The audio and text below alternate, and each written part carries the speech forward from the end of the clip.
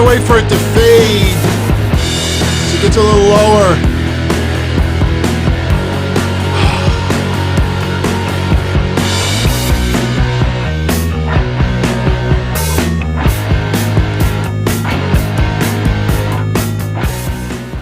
¿Qué pasa, amigos? What's going on? It is Friday night, May 22nd, 2020. I am Don Tony as always, and I got to tell you, man, I am shocked that we were able to start this off live. Preparing for the show, had to take care of something for a customer, watching Smackdown, taking notes, trying to hype up the show. And we're here, man, on schedule. I want to welcome everybody. Listen, right off the bat, I want to give a very special shout out to someone and something that went down last night that I thought was absolutely beautiful. And I decided, hey, maybe we can make tonight's episode that much more special. Now, for any of you out there that remember earlier this year, I went to the autograph signing here in New York. The convention had The Undertaker, Braun Strowman. No, I didn't pay to see Braun. Nothing personal, but... you might remember I showed you a bunch of pictures, and this picture right here is for yours truly on the left. In the middle is a great artist by the name of AJ Moore. And on the right is Mish of Wrestling Soup. And first time I got to meet AJ in person. Does fabulous artwork. In fact, if you look behind me, the Vader artwork, was that his? Oh, no, the Vader was Shaheen. Roddy Piper is AJ Moore. And, I really should probably lower the camera a little bit so you could just get a little idea before we actually do this live. Hey, we're just fucking around right now. But, yeah, I think that's a little bit better. I was going to make the camera high so you could just see, the Don Tony logo. Yeah. But, we could lower this a little bit. I have some of his great artwork behind me. The Moxley that you see is also AJ Moore's, and wonderful artist, wonderful guy on top of it. And Shad Gaspard tragically died earlier this week. Over the weekend, tried to have his son saved before himself. Got caught in the riptide. I don't need to recap everything. One thing I take pride in is the fact that the Donzell Army brought up Shad and JTG at least 3 or 4 times this year. Last night, a lot of people wanted to pay a little tribute to Shad Gaspard, and that same gentleman, AJ, sends an alert to me and a bunch of others out there that last night he was going to do something special. And he was going to do an artistic tribute to Shad Gaspard. He was going to draw live. Now, I'll be honest with you. I have never stuck around. Who's that guy? Chat room, help me with this. Who's that famous guy with the frizzy, curly hair? And I think he's got a mustache. And there's an infamous photo where he's turning around looking at like this, the screen, and I even think they spoofed this artist with like some Jericho, Kevin Owens stuff. Bob Rosa, yes, Kevin K, Bob Rosa, and Soup is in the house. My brother Mish, what's going on, buddy? And you know what? We exempt Wrestling Soup and Mish last night because they were doing their stellar show as the same time this was going down. But, Bob Ross, that's who it is. Bob Ross. Kevin, you get a little credit. Bob Ross. I see that he does like these drawings and paintings and everybody sits there. And the guy, I watch it for 5 seconds and I want to fall asleep. So I said, you know what? I want to see this. I want to see AJ in action yesterday, drawing from scratch. Shad Gaspard. And I plugged this on Twitter several times. And I said, hey, everybody, if you want to share in a little special tribute for Shad Gaspard, go by AJ's Twitch channel and watch this in action. And I took it upon myself to take some screenshots as this was going down. And this is last night. This is AJ last night drawing Shad Gaspard, and we're sitting there for about 2 hours, and he's telling stories because he met Shad a couple of times, and everybody was sharing stories about Shad and, you know, how great of a father he is, and just about life, and a lot of us reminiscing about things. And this is AJ yesterday, you know, just everything coming to, look at that. I mean, that's just incredible. Witnessing this live and in person and sharing stories, and, you know, for everybody out there, this was the final product, the final product. And that is something special. Nothing against 1 Hour Tees, who put out a really cool Shad Gaspard tribute shirt today as well. You know, heroes don't always wear capes. They wear Timberlands, I believe. But honestly, quite honestly, I think this portrait of Shad Gaspard is 10,000 times nicer and just beautiful. I mean, I said it last night. That's powerful. That's deep. And I was always a fan of Shad Gaspard. I mean, you know, I know a lot of people say that, but you never ever hear him write or say anything about it. But, you know, after seeing that yesterday and knowing we were going to do this episode today, I said, you know what, let's do something special today. So everybody out there, if you contribute to Super Chat tonight, not only will every penny of tonight's Super Chat goes to the GoFundMe that was set up today for the family of Shad Gaspard, for his wife, funeral expenses, money left over, put his son through school, college. But every penny that is generated tonight is going to go to that GoFundMe. And I'm going to amp it up a notch. Number one, we ain't waiting until Twitter, middle of June, for the money to come in to send it over. Soon as I'm done with this show tonight, give me about 30 minutes. I'm going to whip out the credit card, and every penny that was raised tonight, I'm going to put on the GoFundMe page. And I will put on behalf of Don Tony and the Donzilla Army. I know it sounds a little corny, Donzilla, but I don't give a shit. And here's the better part of it. YouTube takes 30% of any money that's ever generated here. And I think it's kind of a shame that we would have to lose 30% of whatever comes in today. So whatever comes in today, I'm going to add 30% to it, and I will tack that on to whatever we donate tonight. So you will see anything generated tonight for this show, we're going to send it right over to the GoFundMe and Shad Gaspard. And, you know, I want to just thank a couple of very special persons out there. Some you actually see on television now that actually hyped up that I was doing this show. Unfortunately, as you all witness, you know, sometimes when there's a lot of good things going on in the Donzilla Army, you know, whether it's myself or good deeds or even last night or tonight, like, people just disappear. You know, pandemic. They're home. They're home 28 hours. Rip Van Winkle's all of a sudden disappear. So tonight's going to be a very special show. Got a lot of stuff to get into. Thunderwing, my brother, thank you very much, man. And, you know, look, I'm not saying this to sound cheesy in any way, shape, or form. I'm not saying this to sound corny, but I had people saying to me tonight, you're a good man, DT. Classy move, DT. What a cool thing to do. No. Shad was a good man. Shad, you know, and I want to say this too. And I know when I come up with ideas, it's not the only, I'm not the only person that comes up with good ideas. There are a lot of you out there that watch or listens to these shows that I may never interact with, that I guarantee you there's so many of you out there that come up with the same smart ideas that sometimes I pull out on these shows.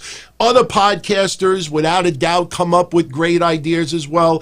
So I will never, unless something happens on TV and 5 minutes after it goes off the air, the first person you see in the world is yours truly, and I make a claim, then maybe I could take a little credit. But in no way, shape, or form am I saying this idea right now as something exclusive. And I promise every single one of you that are sending in super chats tonight. I don't care if you ask me, like, what boxer shorts I'm wearing tonight. We're going to have fun. We're going to talk about SmackDown, Groundhog Day with the opener and this shit. And we're going to talk AEW pay-per-view predictions, give you some injury updates, some ratings, some other things going on. Got some really diverse topics to talk about tonight. But you know what? I want to give this idea. And honestly, this came because of AJ's artwork yesterday. And again, I'm not taking sole credit for this. Guarantee you other people have come up with this idea as well. But we have Dark Side of the Ring. And again, I know a lot of you totally disagreed with my opinions from Wednesday. You know, just to summarize, all I remember Martha Hart in 2000, 2001, 2, 3, 5, 10, is she always wanted answers. Wasn't about money, just wanted answers. If you just wanted answers, why did you release Lumar from the lawsuit when you didn't have those answers yet? The company that actually manufactured the bracket. If you want answers and you sue every single entity that could possibly be involved with this, but you let only the manufacturer off the hook because some testimony is coming out that may actually shift the blame sort of from WWF to maybe this manufacturer and other things. That's something that always stood with me for years and years and years. I don't dislike her. I feel absolutely terrible for her. And honestly, as you heard on Wednesday, if somebody tragically took my closest family members, I don't think I could forgive. In fact, you remember what I said Wednesday. I wasn't kidding, man. I do everything I possibly can to get that son of a bitch out on parole. I lie to the court and say, look, everybody deserves a second chance, redemption. As soon as that person's out of jail, boom, I'll be put in jail for getting revenge. So trust me, it's not a Martha haterade in any way, shape, or form. But my whole point Wednesday was she was only looking for answers. At that time, she didn't have the answers yet and released the manufacturer from the case soon as some testimony started coming out. And, again, just look at the court documents. I'm not trying to start controversy, but look, that's water under the bridge. But here's where I get to now. Thought about it yesterday as I'm watching AJ's beautiful artwork coming together. We have Dark Side of the Ring. I know misery loves company. I know, complaining seems to get a lot more attention on social media than anything else. But how's about we do the opposite? How's about someone out there, not saying Vice, but how's about somebody else out there come up with something like Bright Side of the Ring? And it was funny because somebody said to me earlier, and it was very cool. I know the person didn't mean any angst by it. And he said, well, Vice likes edgier content. They like edgy content. I didn't know that being a good guy can't be edgy. And I thought, you know what? Why not do Bright Side of the Ring? Why not do a series of good stories? Shad Gaspard, I'd make fucking episode 1. Some people thought that people were joking when they brought up Foley, Amazing Red. There are so many beautiful stories out there that, trust me, I honestly believe this. And this is why I really did not want to watch any content about what happened with Wednesday. I truly believe that if you had two different versions of Dark Side of the Ring, Owen Hart in front of you, and one talked about, the Kevin Dunn stuff, which he's a prick for the way he did, but he had to do it, whatever, blah, blah, blah, blah.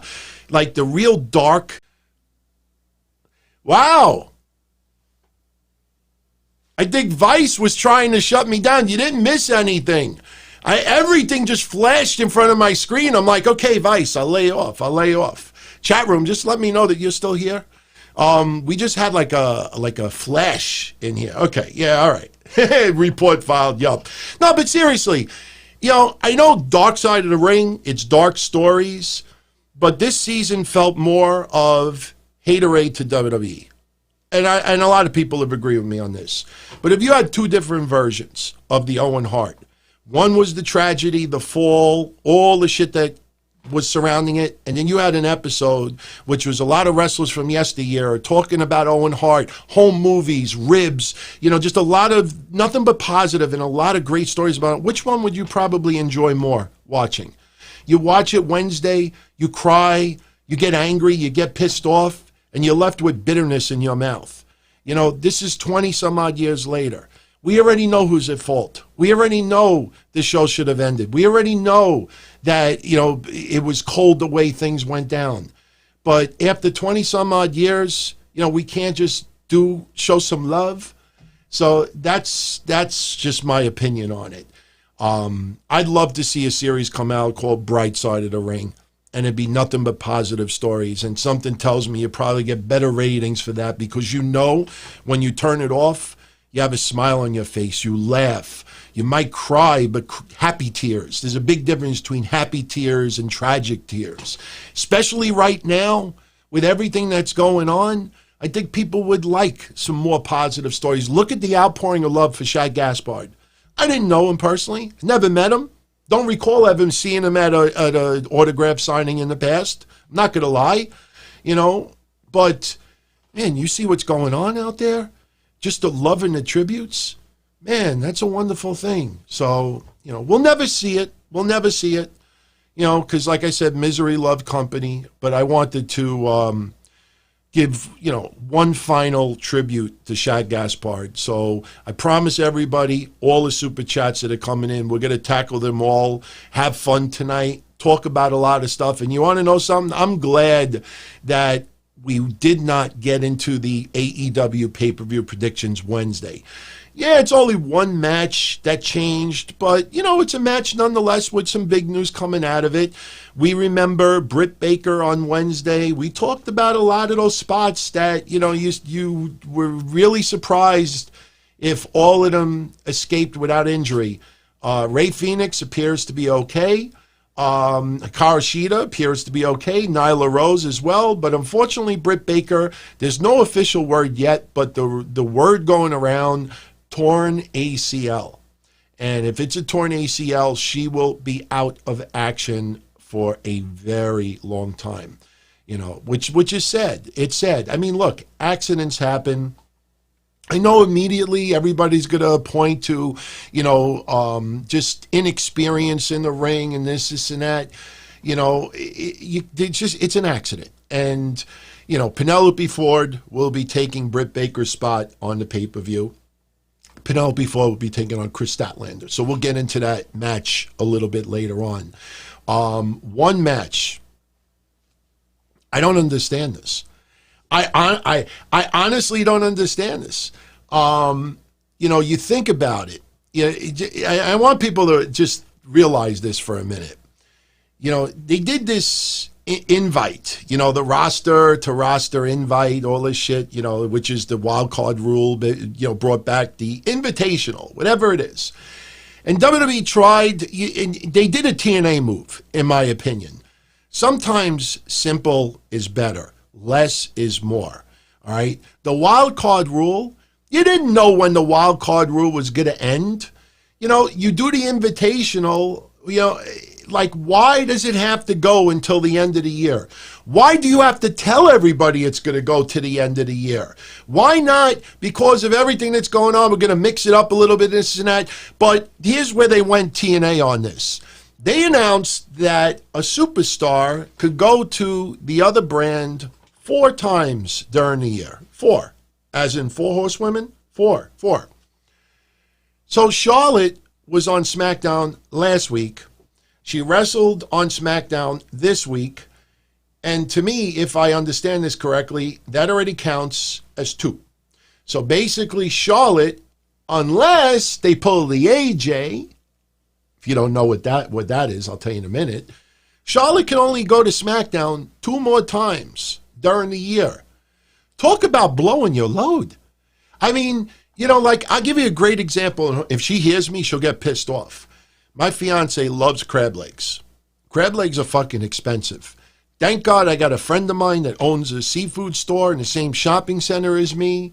And like once a month I go into his store, and as soon as I walk in, he knows why. He takes out the big shopping bag and, you know, I fill it up with crab legs. He gives me a nice discount on it, but it's still fucking expensive. A bag of crab legs could be $100, you know, for almost nothing. So when I bring it home, you know, and she sees it, crab legs, yum, yum, yum, yum, yum. You know, first of all, whenever I bring crab legs home, I always make sure it's not around the same time as a period, you know, because, you know, you give a little, you get a little. You get a little, you give a little. So I bring it home, and I'll say the same thing every time. Look, this shit was over $100. Please stretch it out for a month. You know, please, you know, I can't keep buying crab legs. Then what does she do? 3/4 of the bag is gone in 2 hours.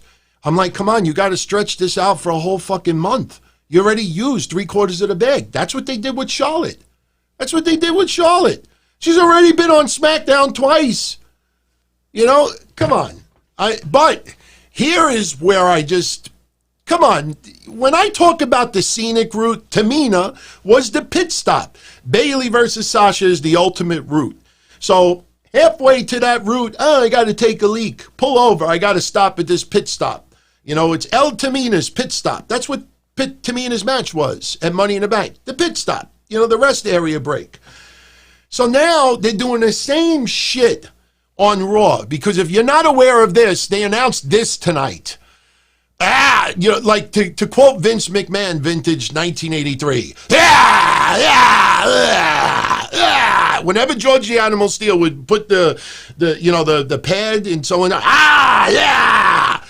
want to see that, man. You know what that is. That's the scenic route for Nia Jax to take on Asuka.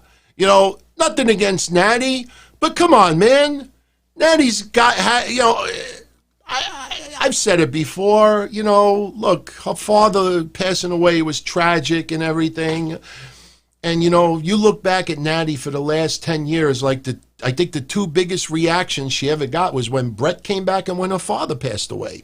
It just is what it is. Natty, and remember, 2 years ago I said Natty being traded to Raw was the best move that was made on the whole, you know, we're going to shake it up. They did the whole roster trade and shaking things up. She was the most important because I said she was going to train Ronda Rousey. She was going to help the younger people. This and that. Blah, blah, blah, blah, blah. Natty has zero momentum right now. Natty is helping elevate the younger talent. Natty versus Asuka then at Backlash doesn't do anything. And Asuka don't need no rub from Natty. So this is the scenic route, in my opinion, again. You know, why is Charlotte, who is the current NXT champion, why is she in this match?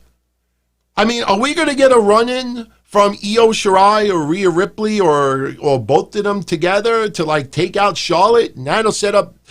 Serious. I saw that, and I'm like, for what? You know, after what happened with Nia slamming Kairi Sane into the box... You know, that should be enough reason for Asuka to say, Backlash, I kill you. You know, Backlash, that should be enough. Three-way, Charlotte, who's already a champion, Natty.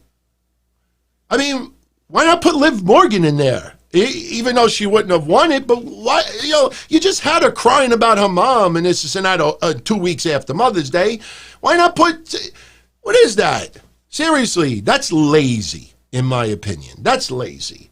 But they announced that tonight. Now, when I said earlier that maybe WWE ultimately does the AJ, the Charlotte, you know, when all the crab legs run out and you still got 6 months left in the year, you know, all right. You know, for those that don't know, we learned today that AJ Styles has been traded to SmackDown for future considerations. The house that AJ Styles built, remember coming over to Raw? Well, he is back on SmackDown permanently. Permanently. You know, One Fall Podcast makes me laugh. Liv is still green. Have you fucking seen Alexa Bliss? And she's had gold multiple times. You know, you look at Liv Morgan, you look at Alexa Bliss in the ring. I understand we got some huge Alexa Bliss fans, and she is an inspiration, no question. But if you're going to try to tell me, why would you put Liv Morgan in the match? She's not ready yet. She's still green. Yeah, she fucking went 7 minutes against Charlotte. You know, maybe this is a nice experience for her, you know? So don't give me this Liv Morgan stuff when you got Alexa Bliss as the fucking tag team champion. You know, focus on her work closely without having to take out the Jitjo rag and playing pocket pool. Put it aside for a minute and just watch a match and just focus on Alexa Bliss and see what she does. And you'll say to yourself, oh boy, if I'm going to bitch about Liv Morgan, then I better put Alexa Bliss in that sentence too. I mean, it's just my opinion, but, just see it for yourself. So we got this to look forward to on Monday.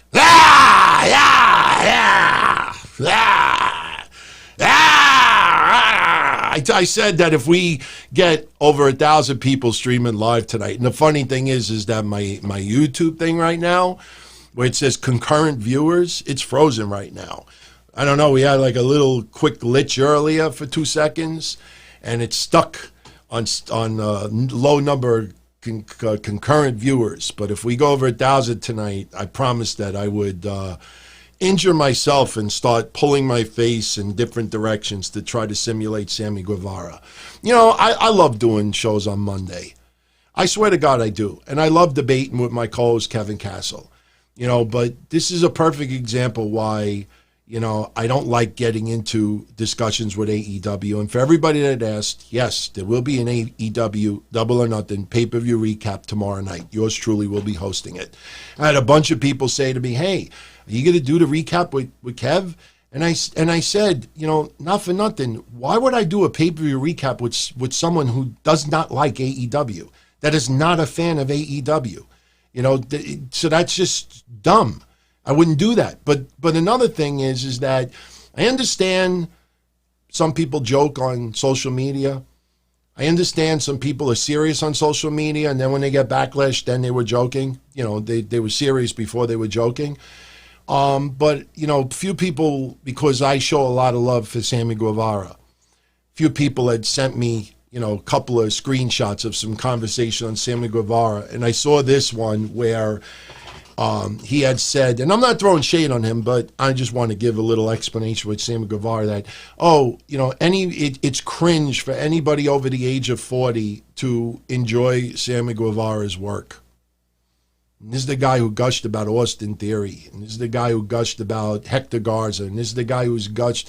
So what it comes down to, and I say this in the most polite way, there are wrestlers that all of you out there absolutely love. Could be old, could be young.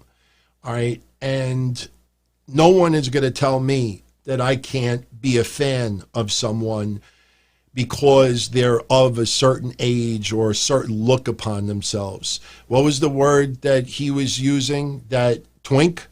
That's the Cruiserweight tournament is a twink tournament? I don't even know if some people even understand the definition of twink.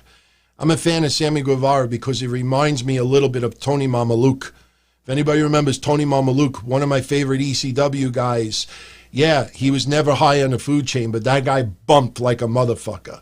And, I just think, if you start throwing, I guarantee you, for all of you out there right now, if you have favorites that you like, all right, and other people don't, you get offended when people start criticizing the people that you like. But you can't turn around then and make fun of people that you don't like, in my opinion.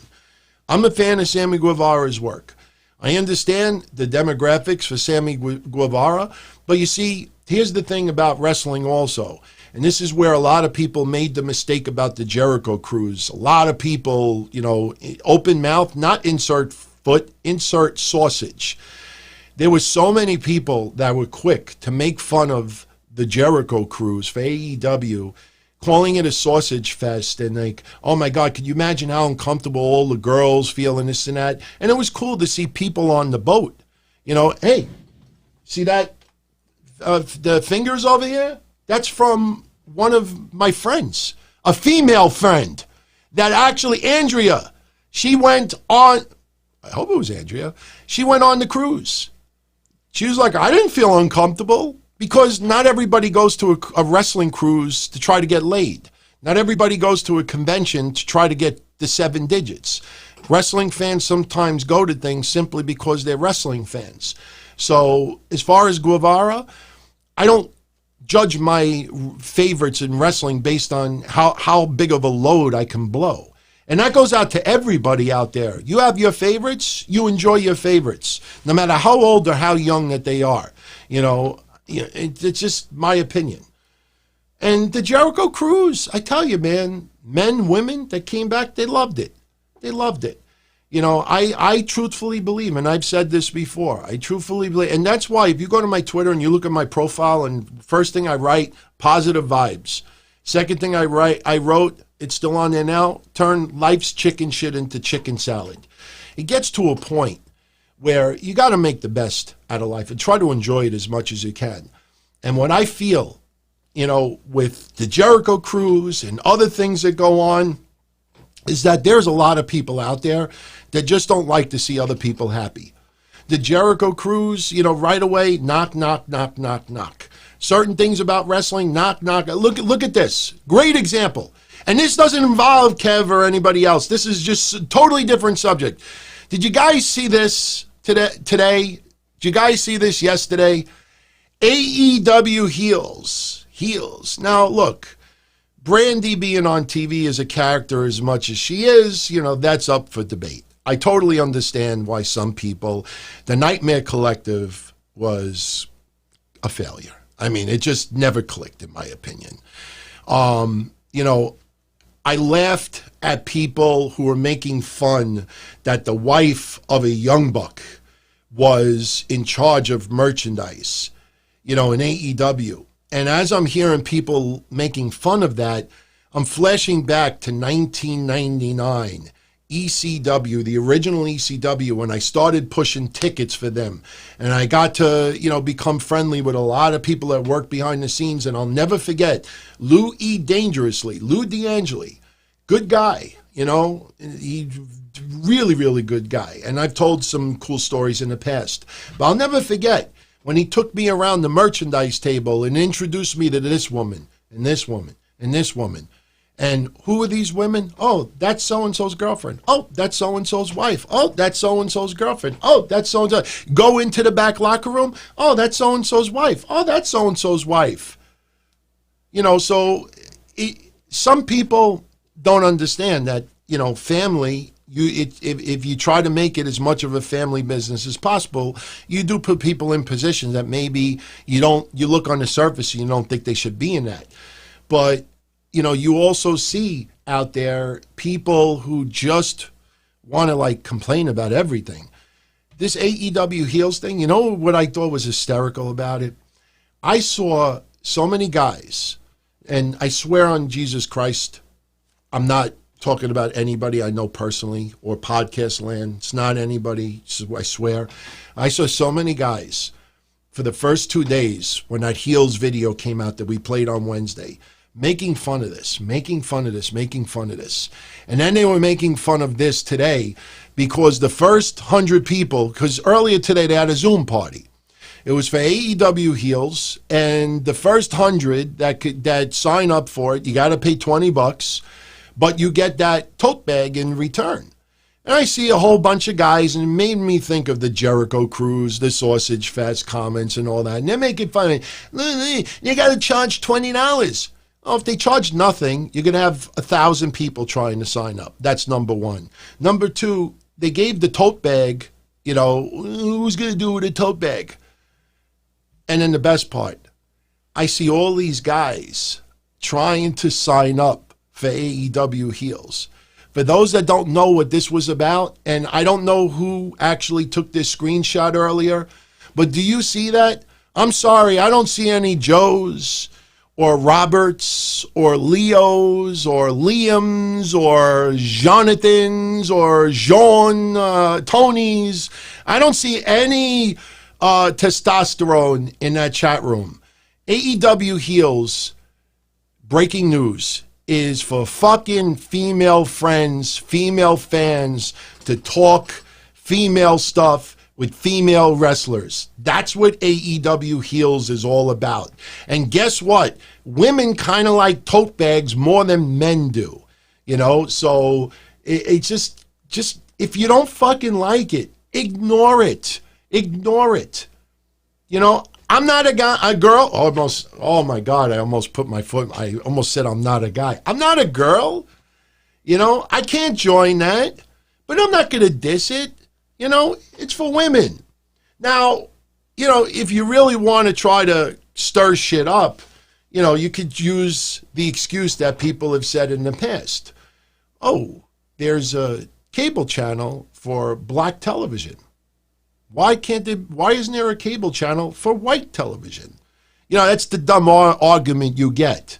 There isn't a community, and you can't compare that. But there is no community for where female fans just want to talk with other girls out there. And that's what this is about. They make some money out of it, big deal. They fucking send a tote bag in return, big fucking deal. That is not meant for me or for a lot of you out there. So, yeah, Johnny, it's sexist. It's sexist. It's amazing that you see people like, whether it's Guevara or the Jericho Cruise or AEW Heels, just making fun of it. And I'm saying to myself, you see the pattern that when other people are having fun and you're not, you make fun of it. That's what you see happening all over again. It's always got to be sexual. It's always got to be this. And I stay away from it. That's why I say, you want to say that I'm pussying out because I'm more positive in 2020 and beyond and try to be happy on this show and smile and have some good laughs with all of you out there. Again, I'm not, misery loves company. I get that. But I'm not going to be dark side of the ring. I'd rather be a little bit more positive about stuff like that because we got a hell of a lot worse going on in this world. Just my opinion. So, but I will say this, just because I give props to that or about things in wrestling doesn't mean I don't shit on things in wrestling. Smackdown today, on paper, the matches actually look pretty damn good. Jeff Hardy versus Sheamus, Otis and Mandy versus Sonya and Dolph Ziggler, AJ Styles versus Nakamura. What's the other match that's escaping me right now? I'm drawing a blank right now. Sorry, I have the match results right here. There was one other match that really caught my eye. Shit. Okay. Oh, Bayley Charlotte. Look, am I sick of Bayley Charlotte? Absolutely. I said this 2 years ago about how many wins that Bayley was getting over Charlotte early on in their careers. People, if you want to go research records, you'll be kind of shocked at it. But after watching these matches tonight, AJ Styles Nakamura, this isn't your New Japan's AJ Styles and Nakamura anymore. It was a solid match for SmackDown, but it just felt like going through the motions. Nakamura is talented as fuck, but it did not feel like Nakamura was trying to win a championship or advance in a tournament for a championship. Charlotte Bayley, I'm kind of sick of. The opening tonight with Braun Strowman, talk about Groundhog Day. I put the TV on. I got so many things going on at the same time. And I'm saying to myself, okay, let's see how they open up today. And they open up with the Memorial Day thing. Okay, fine. Memorial Day weekend, okay. And then I see Miz and Morrison in the ring. And they're talking about Otis. And talking about Strowman. And I'm like, is this fucking Groundhog Day again from last week? It felt like the same thing. But instead of Otis, this time it's Strowman. And it leads to a match with Strowman and Miz. And Strowman wins. Strowman right now, in my opinion, is the deadest champion in wrestling. The deadest. Tessa Blanchard is not wrestling right now because of COVID. And honestly, she is a better champion right now than Braun Strowman. His promos, and look, I get it. I'm not in wrestling. I'm not jealous. I don't want to be in his position. I'm fucking pushing 50. It's not what it is. As a fan and as someone who pays money to buy the network, who pays money to buy pay-per-views, pays money to buy merchandise, pays money to run all of this shit, and I make some money in return, obviously. But, I invest a lot of time and money in this stuff. And as a fan, I am not feeling Braun Strowman at all. Baron Corbin Not only, if you saw the moment to piss 2 weeks ago with yours truly, I don't even want to describe what I want to do when Baron Corbin is on. Seriously. It's just, there's some people that just don't click. And I know Braun Strowman probably has core good values, but, he just, talk about dead. And here's another thing, too. Bray Wyatt. I expected The Fiend have a return match with Braun Strowman at Backlash. No. The match that we can't stand already. Established tag teams in handicap matches against wrestlers, and the established tag team loses. And this is almost like when I talked about the Eric Rowan or the Ryback squash matches. Eric Rowan was impressive. Ryback was impressive. But when you have these guys squashing 2-3 people at a time, they only weigh $110, you kind of expect it. When you're talking about fucking Miz and Morrison, ever since WrestleMania, it's like, I see these dopey articles, Vince soured on Shayna Baszler again. I don't know what the fuck they're basing it on, but this feels like WWE has got sour grapes about Miz and Morrison. I don't get it. And you see New Day. Remember what I said last week? This is not WWE on Fox. This is Fox on WWE. Big difference. And, yeah, we'll get back to the Super Chats in like 2-3 minutes. But they announced for Backlash, Miz and Morrison versus Strowman for the Universal title. Now, why that even makes sense on paper, because you're not going to have two people holding the Universal title. If they try to tease it like, well, whoever gets the pin is the Universal Champion, then I could expect this stupid fuckery where Miz goes for the pin, Morrison breaks up the pin because Morrison wants to be champion and not Miz, and this kind of teases dissension, this and that. What a god-awful decision. And this is what pissed me off even more. I think you'll appreciate this. Bray Wyatt.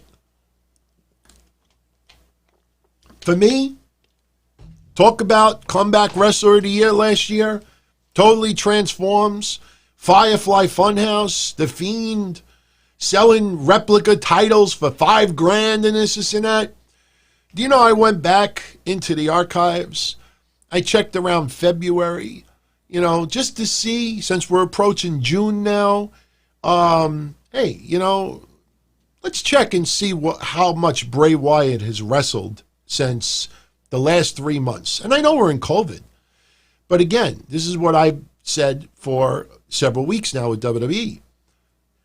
With the ratings in the pisser, with the stock market not impressive, with crowds not returning anytime soon, you figure all hands on deck, really go balls out. This way, when we go back as a wrestling fan, we go back to 9/11, and everybody remembers Lillian Garcia singing. We remember WWF, giving us a show to get everybody's mind off of what happened.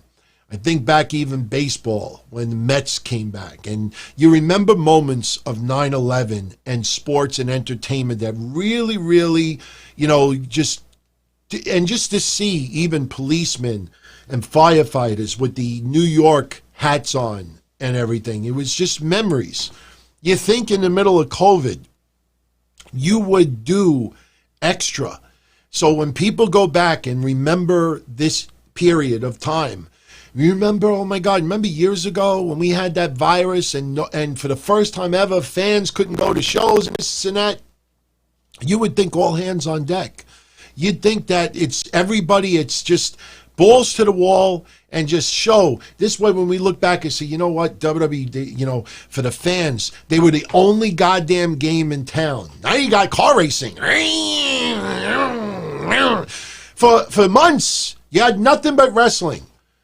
It's like if I go to a club, and for years and years and years, I go to the same club, and every time I walk in, there's always these Jersey Shore rejects and all these guys dressed in Armani suits and smelling good and looking good and perfectly, trim and tan and perfectly shaven. And I'm like, I ain't got no fucking shot. maybe if I get somebody with 11 toes, or maybe, more chins than a Chinese telephone book, it's an old joke, maybe I'll get something. And then what happens? All of a sudden, for some reason, some type of, male virus goes around. And now I'm the only guy in the club. I walk in there and there's nothing but ladies around. And I'm heterosexual, that's why I say it that way. And I go in there for weeks and weeks and weeks, Or you know what, maybe there was just like a Warriors type gang warfare. And all the regular guys in there, except for me, because I'm too much of a pussy to fight, they all got banned from the club for a month. You're banned. And I'm in that club for week after week after week, and I'm the only fucking guy in there. And I'm like, you know what? Here's my chance to get laid. So I'll pay a little extra for the hairstyle. Maybe I get a little bit of fake tan. Maybe I eat a little bit extra X-Lax, lose 5-10 pounds like this, and just maybe, put some spandex underneath so it makes me look like this. And I walk around and, try to, hey, here's my chance. You look back at this and you look at this WWE shit. This is what you do? This is what you do? Could you just think about this when you go back and look at this? So I look at Bray Wyatt. Now, hey, for all we know, maybe Bray Wyatt is uncomfortable wrestling right now because of COVID. It could very well be. But in the last 3 months, you'll find this pretty amazing. Do you know how many matches Bray Wyatt has wrestled in the last 3 months? And I'm including dark matches. You know how many matches? 4. He had the match against Goldberg. How long did that go? That was before COVID. Then he had a match against Daniel Bryan, a dark match, that only went like 2-3 minutes.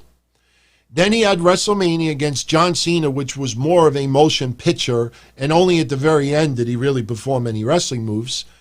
And then he had the Money in the Bank match with Braun Strowman. Honestly, I have taken longer shits. Without reading a paper, without checking my emails, I have taken longer shits in the bathroom than the amount of time that Bray Wyatt has wrestled in the last 90 days.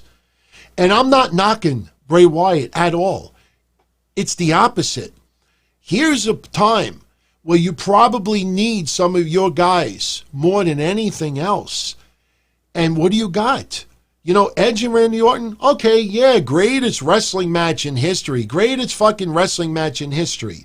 Oh my God, we had Edge and Randy Orton the last 2 weeks. Those 2 weeks of segments were filmed on the same day, and he didn't even wrestle. Should I go and read everybody Randy Orton's wrestling matches for the last 90 days? What about Edge in the last 90 months? You start going down the list. I already talked about Becky before she had the pregnancy. You look at Becky's match listing for this year, it's like single digits. I mean, did everybody all of a sudden get the Brock Lesnar deal? Can I have the Brock Lesnar deal? Seriously, what the fuck is this? Did everybody get the Brock Lesnar deal? That they wrestle like, what is this? Take some time and just start looking at some of the bigger names that really need to be. Look at Brock Lesnar. Where the fuck is this guy? I'm not wrestling during COVID. Okay, no problem. At least fucking come out there and say it. These investors, you got to start bringing up specific names. Hey, how come this guy hasn't wrestled at all in 3 months? Is he still under contract? Why did you sign it? Why the fuck did you just sign Ric Flair to a deal?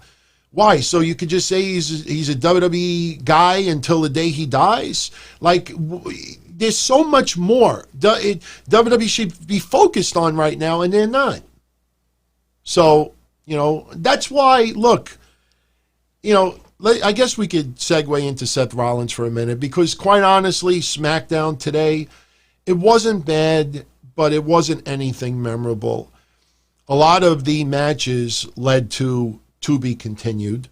Sonya Deville and Mandy Rose, to be continued. Braun Strowman with the Miz and Morrison thing, to be continued. Sheamus, Jeff Hardy, I'll give you my thoughts later. But let's, you know what, before we get into Seth Rollins and his response to Jim Cornette and the, you know, the what Jim Cornette said about the Becky Lynch's pregnancy. And look, we had that discussion on Breakfast Soup last week on Patreon. Really intense debate between yours truly and Mish. It was a lot of fun. I talked about it on Monday as well. And, you know, the one thing that I absolutely disagreed with on Monday, and I still disagree with it now, and I honestly think there is no excuse for it. Do not give me this shit of, oh, that's Jim being Jim. That's not a fucking excuse. That's Jim being Jim. Oh, he's just Jim being Jim. No, that's terrible. It is unprofessional. It is disrespectful. And I remember when Sami Callihan came out for that match and he spit the water in the face of Jim Cornette. And a lot of people were out there, was that legit? Was that a work? Was that shoot? Was that a work? Was that shoot? And you look at over the years and, you know, no, you don't, just because you're a Hall of Famer, just because you're one of the top wrestling managers of all time, just because you have an outstanding mind for pro wrestling, even though you have entertained me throughout my childhood as wrestling, does not give you the authority or the kudos, or you don't get points, so you could just be a dick later on in life. I mean, I don't compare Jim Cornette to Benoit, but I always laugh when people are like, Benoit, yeah, it's terrible what he did, but I mean, my God, he look at all the great matches. No, just because he had great fucking matches and just because people in his inner circle are just shocked that Benoit did what he did and trying to legitimately find the reason, other than him just snapping on his wife and flipping out, you'll never know the answer, even though you could do 50 Dark Side of the Rings and tributes and this and that. At the end of the day, the guy's a fucking double murderer. He murdered two people. Just because he was a Hall of Fame wrestler, just because he entertained me for 20 fucking years. No. If I have someone who I'm friends with all my life and he ends up being a fucking pedophile or a murderer, I don't turn around and say, well, for those 30 years I knew him, man. He was just a cool guy and, never did anything. No, man. You lose everything. I got my driver's license for 40 years. I get drunk behind the wheel and cause a major accident. Your Honor, come on. I've been driving 40 years. I never had a drunk accident before. No, you fucking killed someone. That's it. You lose everything. So what did Darren say that some people are saying? Becky is just a pregnant woman? Okay, if that's how you feel about her. But anyway, let's get into a couple of super chats. And then we'll talk about Cornette and what Seth Rollins had to say, which I found fascinating. But thank you very much, Maximum ALX. I know I posted this earlier, but I wanted to do it again. Why not, my friend? Aaron Polston, Aaron, my friend, thank you. He donated a very generous amount of money. And yes, Shad Gaspard will be missed. You remember the conversation earlier this year, if Crime Time could have been brought back in AEW or WWE. Would have been kind of hard because they couldn't do the stereotype of what they were before, obviously. But still, man, taken from this earth. You all may not be aware of this, but I think it was Mario Lopez. I watched the clip. I just didn't pay attention to the right side of the screen, but there was some guy that looked like Mario Lopez with two little kids, and they're interviewing The Undertaker, Michelle McCool, and their daughter. And they're talking about Shad Gaspard. Michelle McCool, beautiful words about Shad. Undertaker, beautiful tribute to Shad Gaspard. But Undertaker said something that a lot of us have said also. Why do bad things sometimes happen to good people? Like bad things shouldn't happen to people unless they're bad people, but in my opinion. But why do sometimes bad things, tragic things happen to good people? And go out of your way and see it. It's online right now, and I think it may have actually taken place today. But Aaron, like I said earlier, your contribution tonight and everybody else that contributes to Super Chat tonight, every penny is going right to Shad's GoFundMe page later on tonight. I'm not waiting until next week. I'm not waiting until YouTube pays this money in 3 or 4 weeks from now. I'm doing it tonight.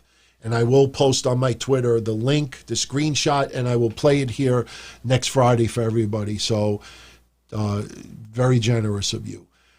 J.C. Moya, 1982. As a father, Shad will always be a hero. You didn't need to know Shad to consider him a hero. And you know what? Things rub off on people.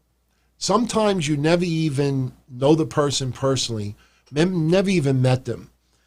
Something that really affected me yesterday. And this guy doesn't even know that I'm going to say this. Maybe I'll play it for everybody next week.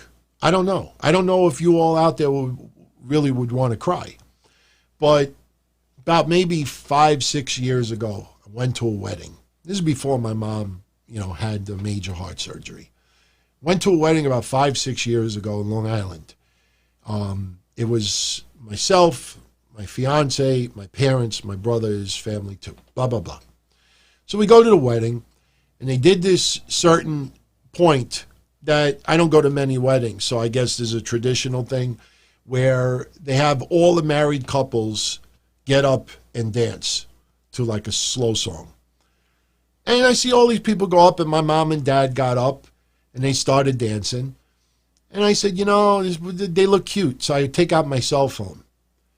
Never envisioning that this would probably be the most powerful video that I've ever recorded about any of my stuff personally. That every time, I haven't watched it in a while, but every time I watch it, I cry. Just shed tears. And I had mentioned the video about 6 years ago on one of the shows that I do.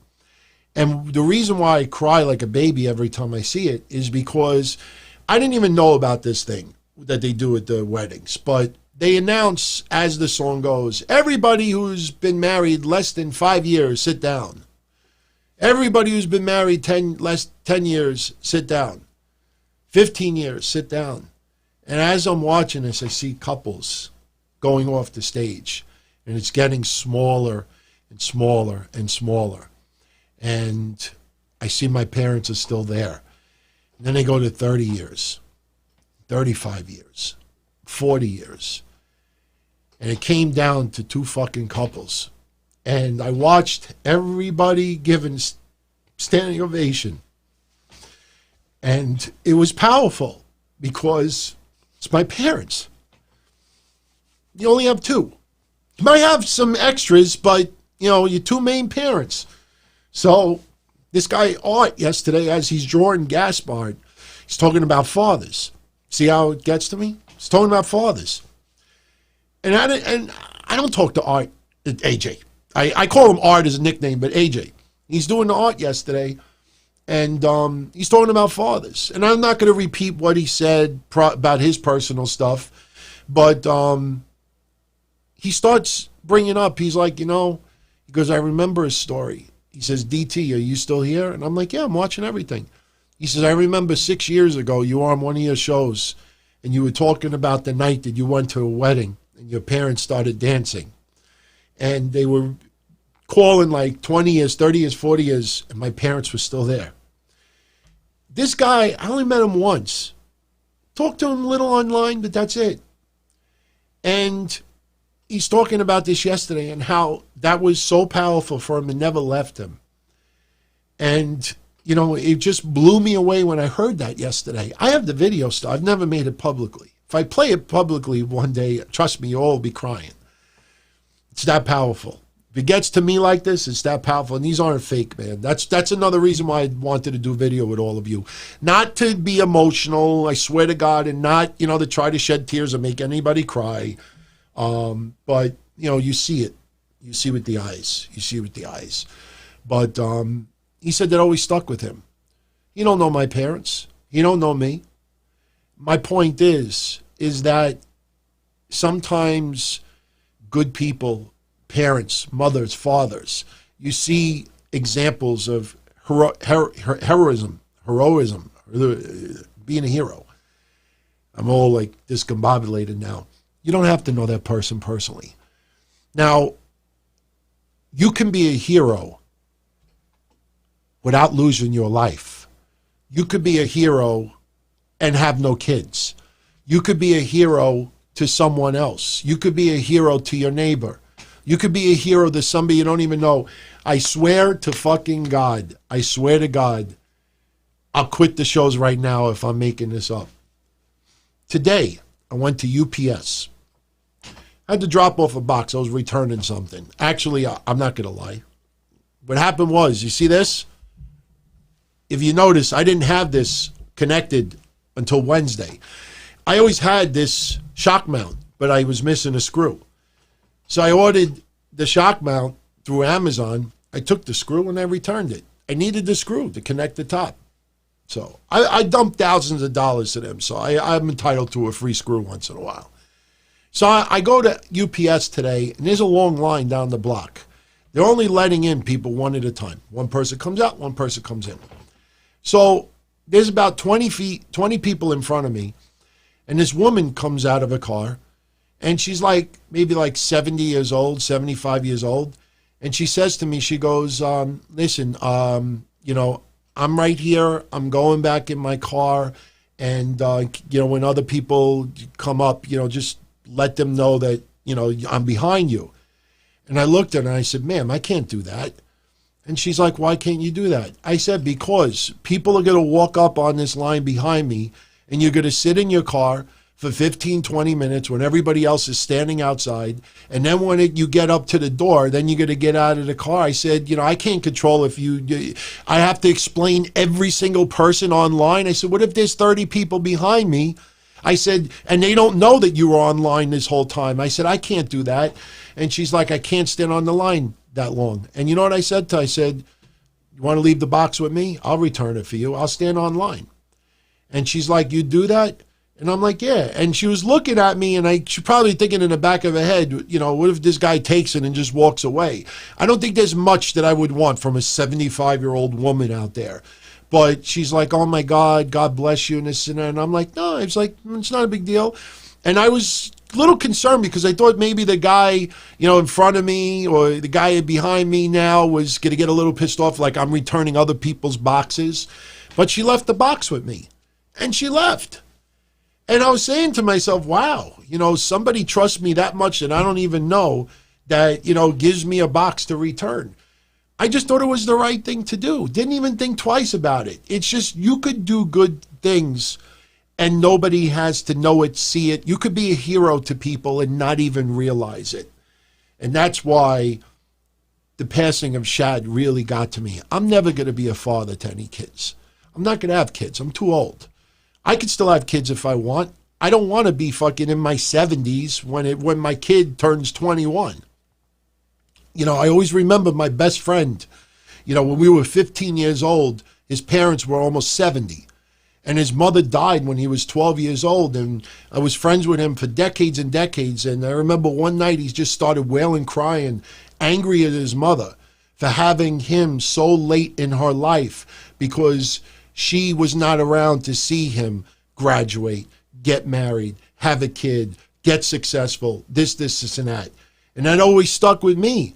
I said, no, if I'm going to have kids, I'm going to have kids when I'm young because I'm not going to have kids. And then my kid, you know, asks me about the birds and the bees and I'm fucking bald or gray hair. So anyway, I know it was a little filler, but I appreciate it. By the way, how many people are streaming live right now? You guys out there, if you could let me know. And by the way, if you're enjoying the show, hit the like button. If you enjoy the channel, subscribe. Like I said, my concurrent viewer thing is frozen. When that little glitch happened before, when I was talking about Vice, you know, I just immediately stopped. But anyway, let's a couple more super chats. Yeah, Alexei Bruzilov, yes. He remembers watching Shad as a kid. It wasn't that long ago. But, man, 39 years old, way too young. He changed his username. My Mount Rushmore of goof wrestling journalists. I talked about this the other day. I would put Brad Shepard on that list. I put Ringside News, whoever is behind that. They only hide behind logos. There was one guy back in the day. Was it Ryan Clark? Is anybody that goes back like 20 years with wrestling news websites? You remember Ryan Clark? I apologize if he's still around. And you know what? If he's still around doing this stuff, I give him credit because his name never passes my pages when it comes to goofs. But he used to be this guy, Ryan Clark. And you know what? I'll also give it to Chris Cash. Chris Cash. You know what? As much as I don't like Dave Shearer or Mike Johnson or Buck Woodward, those Matarazzas, even Wade Keller to an extent, they work hard. Let's be honest, they work hard. I wouldn't put them on the goofs. But those Goofy Powell, look, he's a little goofy, but he's not a bad guy. I've actually got to, all right, thank you. Thank you for the update. So, yeah, I see like 33 concurrent viewers out there. My thing is frozen. I don't want to screw with it. But those are the only names that I would come up with, because of back in the day. Trust me, there's a lot of websites right now that put up garbage. Did you see that garbage today that was posted? This is exactly what I talk about. A lot of people out there get angry when I talk about goof podcasters and websites week in and week out and week in and week out. The problem is a lot of these people do this every single week. Today, the dumbest article that I have read ever, for years and years. Did you see that dumb article today? WWE may never return to house shows. Just let that penetrate for a minute. That when you think about WWE being in $1 billion company, where a huge part, their whole entertainment company is live attendance, and that feeds off and spawns into other things. You have a goof website where the people don't individually post their names. You see no pictures. They hide behind fake pictures or old pictures of themselves. Like they just behind logos. WWE, not mega McCats, go on social media, go on Twitter, and just type WWE never house shows again. When you see site, you'll be shocked at how many goofs posted that. It's just ridiculous. And people believe it, and they cut and paste it. It's exactly what I'm talking about. When you see me bringing up this stuff, look at what was posted today, and you'll see what I mean. So, all right, let's get back to some more. Cassette Classics, 86. How would I try to revive kayfabe in 2020? Very, very difficult. Very difficult. The cat's out of the bag. Everybody understands that this is sports and entertainment. What I would do is I would lay off of the commingling on social media. I know a lot of you out there, it's still real to me, damn it. Like people throw that in my face. I know it's entertainment. But that's why I'm even more of a fan of Moxley right now than ever. Not because he's AEW champion, but when Moxley did that storyline where he got blinded in the eye, that motherfucker, every time he was on video, he wore the patch. I invite anybody out there, go buy a patch on Amazon, send me a shipping address, I'll order you one on Amazon. Oh my God, Kappa the Great, man. Wow, thank you very much, man. Kappa the Great just contributed $50, man. I wanted to blow balloons up today and stuff like that, but I didn't set everything up. I honestly didn't want anybody to think that raising money tonight towards the GoFundMe was a way to try to get like hits or likes or anything like that. I don't get aroused with stuff like that. I want people to tune in because they like the show, not because of clickbait, not because of teasing stuff. I just thought Fridays seemed to be an awesome night to do these shows. Everybody hangs out for a little while. You know what? We did one March 27th with Mish. Love doing the one chip challenge. Still got the poster here. That was fabulous, man. And hey, we're about to hit 11,000. So when we hit 15,000, we'll do something. Not everybody wants a food challenge brought back, but I figure, you know what, man? I know a lot of you out there, like to contribute, but also for a worthy cause. So let's give everything to the family of Shad Gaspard tonight. So I thank you very much for that. And, I wish, I don't know if it's possible, but I wish I could put the list of everybody's names on the GoFundMe. I don't think that's possible, but I will tell you what I will do is I will post the list on the synopsis for my website, Patreon, the show, YouTube, Stitcher, Spreaker, iTunes, IHOP. I will post tonight. I'll go through the list and post everybody's name that contributed. So, I appreciate that. And like I said, late tonight, I will go right on the GoFundMe and contribute everything that's raised tonight. So, yeah, man, no greater love. Seriously. I mean, I don't like getting extremely, extremely personal. But the funny thing is my mom, you already know the deal with her heart surgeries.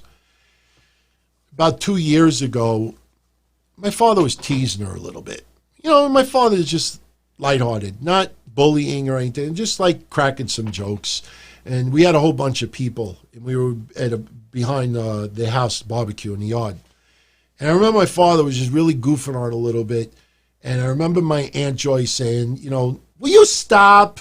And I remember my mother making a comment like, I live for my kids. And she was like joking, like towards my father, but she really meant that. Like her passion is still me and my brother and seeing me get married and seeing this, like they truly live for their kids. And Shad died for his kid. So this is what I mean. When I said we got dark side of the ring, okay, fine. Once in a while, why not do the bright side of the ring? Tonight's episode feels like bright side of the ring. Sure, we're going to shit on SmackDown still a little bit. We'll shit on a few other things. But in the end, everybody's having a good time. Raise a couple of dollars, paying a little tributes to Shad, whether you knew him or not, whether you're a fan of his or not. There's a lot of shit going on in this world right now. A lot of political shit, too. I'll tell you, for everybody out there that knows that I have been a huge supporter of our president, I'm a supporter of whoever the president is. But I tell you, man, as each day goes by, and I see that you could walk into Walmart, you could walk in a supermarket. My brother manages my father's supermarket right now. And he's got customers all around him every single day. And I see my brother on Tuesday when I stood by my parents' house to see my mom. I see my brother Tuesday almost breaking down in tears because every night he fucking thinks back and wonders, did this person get too close to me? Did this person get too... You know how many times my brother's been tested for COVID already? 5. Because he's petrified that... he could possibly catch it. He doesn't want to catch it. He doesn't want to give it to his family. He certainly doesn't want to give it to my mother. But my point is that, you talk about nurses being heroes, which they are. You're talking about cops being heroes, which they are. You're talking about all these other people.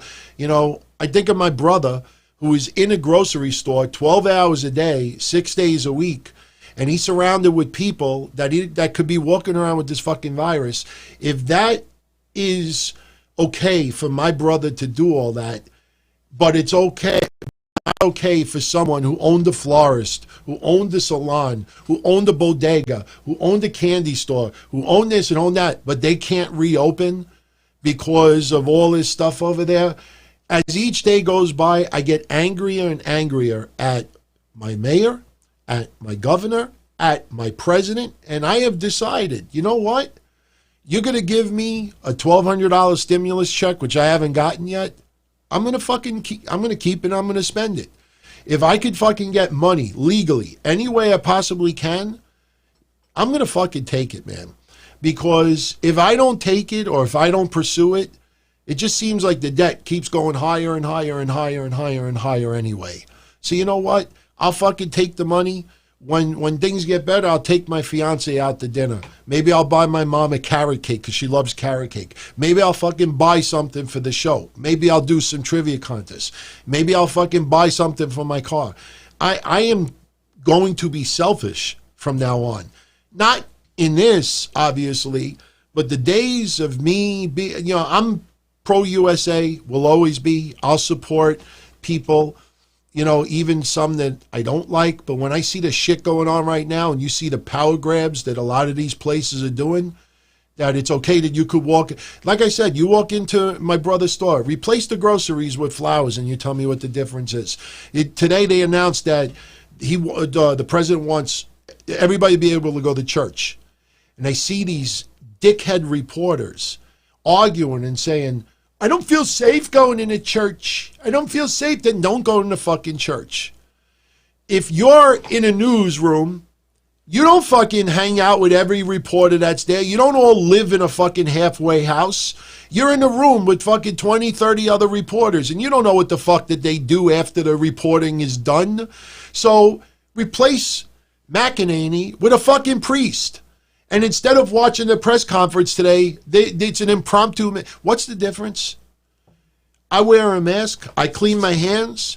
I social distance because I don't want to get sick and I don't want to get anybody sick. I live in a free country where I could take a risk that if I want to go to a club and then I go on a fucking highway at 3 o'clock in the morning and there's all these drunk people on the road as well. If I want to drive on the fucking road at 3 o'clock in the morning anyway, I have that right to. I'm taking risk. If I you're not supposed to have a drink at dinner and then drive, but I have the freedom to be careless if I want to.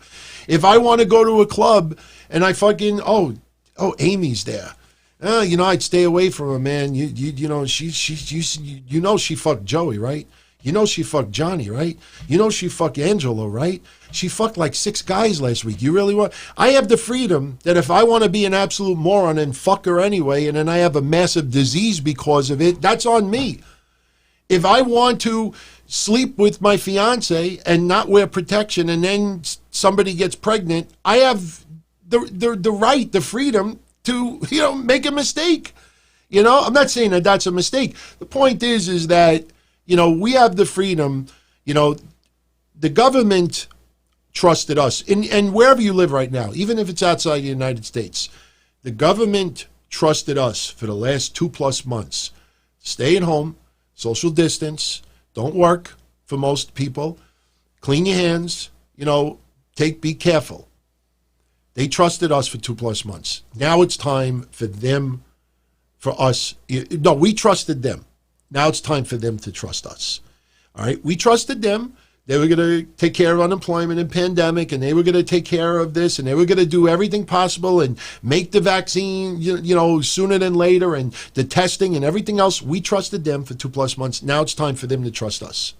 There's always going to be assholes that don't give a shit. You'll see morons in South Beach that'll party up and fuck the virus, and then they get sick. That's what happens in a free country. When the vaccine comes out, not everybody's going to get the vaccine. Not everybody's going to allow their kid to get the vaccine. So what do you do with those people? You give them guilt trips. You fucking hang them, you'll trap them in a corner and stick the fucking vaccine in their arm whether they like it or not. So unfortunately, we have the freedom to be careless. I choose not to be careless. So anyway, I don't even know how we got on that subject. Somehow it went from Shad Gaspard, God rest his soul, to that. But I know we got to pick this up a little bit and get into some other topics, which we will right now.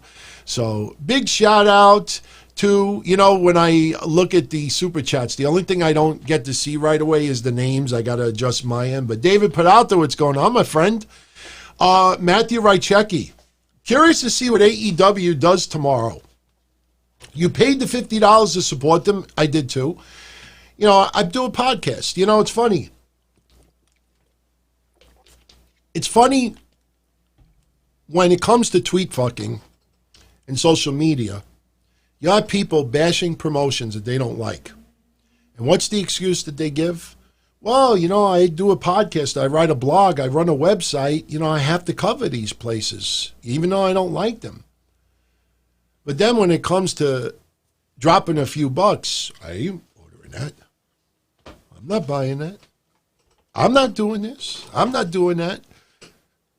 Yeah. Look, did I want to spend $60, $50 to see this pay-per-view tomorrow? No. I could have probably pulled an illegal stream from someone. But you know what? I think this pay-per-view is going to be good. We are going to do predictions in a couple of minutes. I do know that today, they might have done it already, but they were doing, supposedly tonight, they were taping the Stadium Stampede match. That's exactly what I wanted Wednesday. I know a lot of you wanted Wednesday as well. Do it, record it the day before. That does not need to be live because you can edit, you could tweak, you could stop filming, set up a crazy fucking segment. Somebody takes a little bit of an extra spill, give everybody 15 minutes, catch their breath, this, and that. You could have somebody do a dive off the fucking Titantron, and then, they stop the recording for a little while, and the next thing you know, they're by Dippy Dots or whatever, the vendors are in the back. So, look, is it going to be on the level of a WWE produced segment like Firefly Funhouse or the Boneyard match? No, not even close. But the fact that they do it the day before, they could record it. Now, remember, this has to be done at night because the pay-per-view starts at 8 o'clock. So you only have one night time to do this. So if they did this tonight, and they want to add anything, they have to do it tonight. That's it. Because once daylight comes tomorrow, you're live towards the evening. So if they do stuff early today, 7, 8 o'clock, I think around 8:30, probably. Because if you notice when AEW starts in Florida on Wednesdays, it's daylight still. Florida is funny sometimes, and I haven't been to Florida I was there last year for my father, but it wasn't even like a real vacation. But nighttime is funny out there because it seems like it gets dark like this. So when this attention fan, he's streaming live and he's just 18 minutes behind. I don't even know what you mean. So, thank you, Kerwin. Thank you, my friend. Yeah. My parents are awesome, I'm a mama's boy. My fiance even says it too. You're a mama's boy. And you know what? I know people out there, they're called mama's boys and they get angry. Oh my God. It's I don't even want to compare it to what, other things, but me, I'm like, you know what? Yeah. Because my mom is fucking awesome. I don't give a shit. I'm a mama's boy. Fine. I'm going to see her again Tuesday. In fact, I don't even want to say this publicly, but we have a friend that owns a restaurant, and he does takeout. He's been closed up until about a week ago. He reopened now to basically get things back in the flow, and he figures about 2-3 weeks from now, hopefully they'll be able to have some in dining again. And he offered my family and myself Tuesday night to go to his restaurant, and then after he closes for the public, he was going to have us sit in the back room and cook his dinner. It wasn't just going to be us. It was going to be like 10 people. But, there's just too many things going on. And, even my father doesn't want to put my mother in any situation where there could be a risk, even if it's just one waiter there, not taking chances like that. Not yet, But very soon, I said this 2 weeks ago, you're going to start seeing all over the country people going back and doing work even though they're not supposed to be open. You watch another week from now. You see what goes down. It's going to get to a point where you're going to see some states just go, fuck it. They have to trust us to do the right thing. So I don't think people's lives and everything that they built up. My father bought that store in 1982. My father the other day is like, there ain't no fucking way that I have that store 38 years and I have to close it down and lose everything because the fucking virus. And I know what you're all going to say, but wait a minute, he's open. He never closed. Number one, my father's store, and I've described it already. And you know what? I don't want to, out him, but a podcast that all you guys listen to works in my father's store. I see him almost every day. And if he ever wants to say it publicly, he has my permission to say it. My father's store only has 3 aisles. And if you do the 6-foot social distancing, you can only fit 3 customers in every aisle. So not only is my father's business cut almost to nothing, but every 10 minutes, they got to wipe down doors. They got to wipe this down. They have to wipe the shopping carts. They got to do PPE and this and that. You realize how much money they're spending extra for all of this stuff? And here's the best part that a lot of you probably don't even know. This dickhead, de Blasio, not related to me, but you know what this guy did? A couple of months ago, right before the virus, they passed this thing that grocery stores are no longer allowed to put groceries in shopping bags. They can only use paper. And if somebody goes there and doesn't have their own bags to bring in, you have to, you really don't have to, but the city charges 5-cent deposit, I think like on a bag or something like that. So now when I go to my father's store to buy groceries, if I don't bring my own shopping bag there, I got to pay them 5 cents for every bag that I take. That may not sound like a lot of money, but in the middle of a fucking pandemic and you're 80 years old and you walk into a store and you want to buy 2 weeks worth of groceries and you can't even hold them with shopping bags with handles, that you have to hold paper bags. A lot of people don't even know that shit's going on right now. But we'll cover AEW in a little bit. Yeah, we definitely got to start getting into those predictions. So, Freddie J, man, any amount is good enough, man. This is the Donzilla Army. We're putting everything together, going right to that GoFundMe after the shows. After I put the show up tonight, I'm going to go on the GoFundMe. I'm going to charge it. Whatever we did tonight, I'm going to add it up. And like I said, YouTube ain't taking those 30% in fees. Whatever the amount was tonight, I'm going to add 30% to it, and I'm going to pay it out of my own pocket. So shout out to Rockstar GN194. Thank you very much, my friend. Joel Silverstein, how can WWE be great again? Remember Backlund? We're going to make Darren Young great again. I don't know, man. I don't know. I said this about 4 or 5 months ago that I never, ever really seriously thought about this before. Now I do.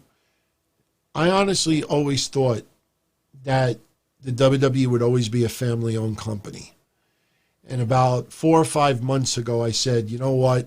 Would not surprise me if Fox buys WWE. I just, for some reason, I still feel when you see Fox on FS1 airing all of these specials and all this WWE stuff, and,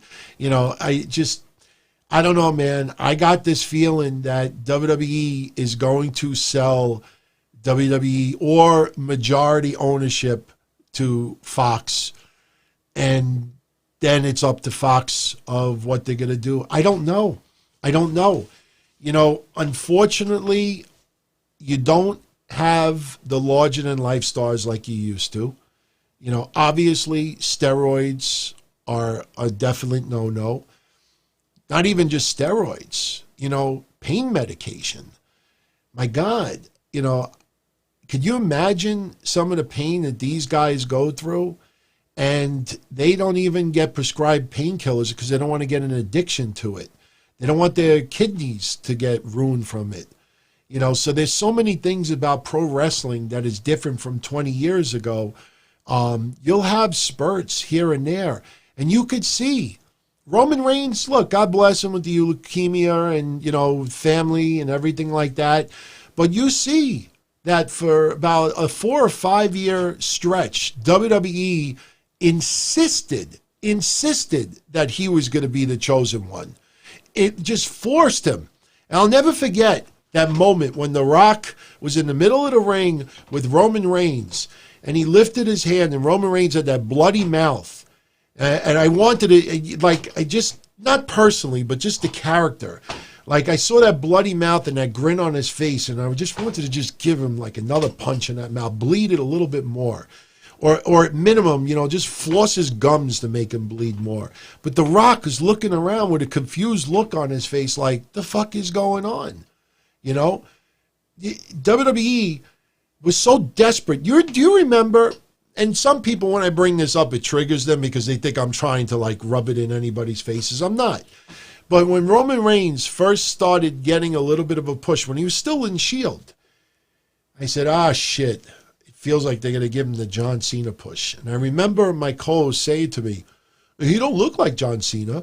He doesn't wrestle like John Cena. What do you mean he's going to get the John Cena push? I said, I don't know, man. It just feels like he's going to be the next Super Cena role model, that was, very well known amongst our regular listeners. It just something about it. And you take him away, you really don't have many others that can replace it. And don't give me Otis. Otis comes off as a lovable guy, but you're starting to see a little bit in these empty arenas. The tag match tonight was fine, but, you're watching some of Otis's antics and the looks on his face like he's got to take a shit while he's watching, Mandy getting her ass kicked. And like, okay, he's lovable and the storyline was great and everything, but he's not like, the next coming of, whoever that fucking guy was from Of Mice and Men. I like him as a character. I think he'll be WWE champion. I think he will be. I think when fans come back, I think that could very well happen. Absolutely. Some people think I'm out of my mind for saying that. But he ain't the next fucking Jesus Christ of WWE. And I don't mean looks like Seth Rollins. I'm talking about, that larger-than-life mega star, And you see it also with some of the other guys. Cena has said this in interviews. Rock has said this in interviews. Because somebody would say to Cena, who do you think's going to be the next John Cena? And you all have seen his response. Well, WWE doesn't necessarily have to have the next Cena. That everybody contributes a little bit. And that sounds like a really cool thing to say. But that's also a very negative thing to say, like, shit, we have no unbelievable larger-than-life role models, so we have to force certain narratives. So WWE getting better, I don't know what you do. You're not going to... I'll never forget all those years where people were convinced they're bringing back Attitude. Oh, man, who was it? Was it Mandy Rose that was sitting in that hotel room with one of the Usos? Was it her? And she was wearing like bloomers and the better one. When Alexa Bliss was in the back and she took her top off and the cameraman happened to be there and she's like, ah! That night, you want to laugh? Go Google whatever date that was that happened on Raw. Then go on social media and do an advanced Twitter search and search just for that date and type in her name. And you see all of the fucking news report goofs that are saying WWE is slowly bringing back Attitude. And what you saw tonight with Alexa Bliss teasing her that she's topless, that's little ways that they're bringing back Attitude. These were fucking people that was so desperate to see some form of more adult entertainment that the minute they saw something like that, they all blew their loads. They were lying through their teeth. So there was never, Attitude was never coming back. Everybody wanted John Cena to turn heel. He's finally going to turn heel. There's TV tracks. That's one thing I hate about TV tracks leaving, man. There was at least 6 or 7 clips of mine saying, people, when are you going to get through your head? Cena ain't turning heel. Maybe he turned heel to Nikki Bella, but, he ain't turning heel. Speaking of, you know what? Before we get into AEW predictions and a couple of more super chats, because we have a few, and I won't forget anybody tonight, I promise. We'll segue into other conversations. But I put a little teaser up, because the Bellas just came out with their book, and, I'm not a fan of the Bellas. I've never been a fan of the Bellas. Nothing personal, but I look back at the women's revolution, and people like treat the Bellas like they're the godmothers of the women's revolution. And I'm like, did I like maybe have a car accident and I'm forgetting, and maybe I have brain damage? Like, I don't remember a time where the Bellas were on top of fucking pro wrestling, and like they were maybe, very, very critical for WWE women to go to reality TV. So they might have been they're the leader of the Divas revolution. And I don't mean divas as in WWE divas. I'm talking about divas on E. They are the leaders of the Divas revolution on E. If diva, and I'll say it till they change it or it goes off the air. If the term diva is such a bad word, why the fuck is it still the name of a show on E featuring WWE women? So think about that for a minute.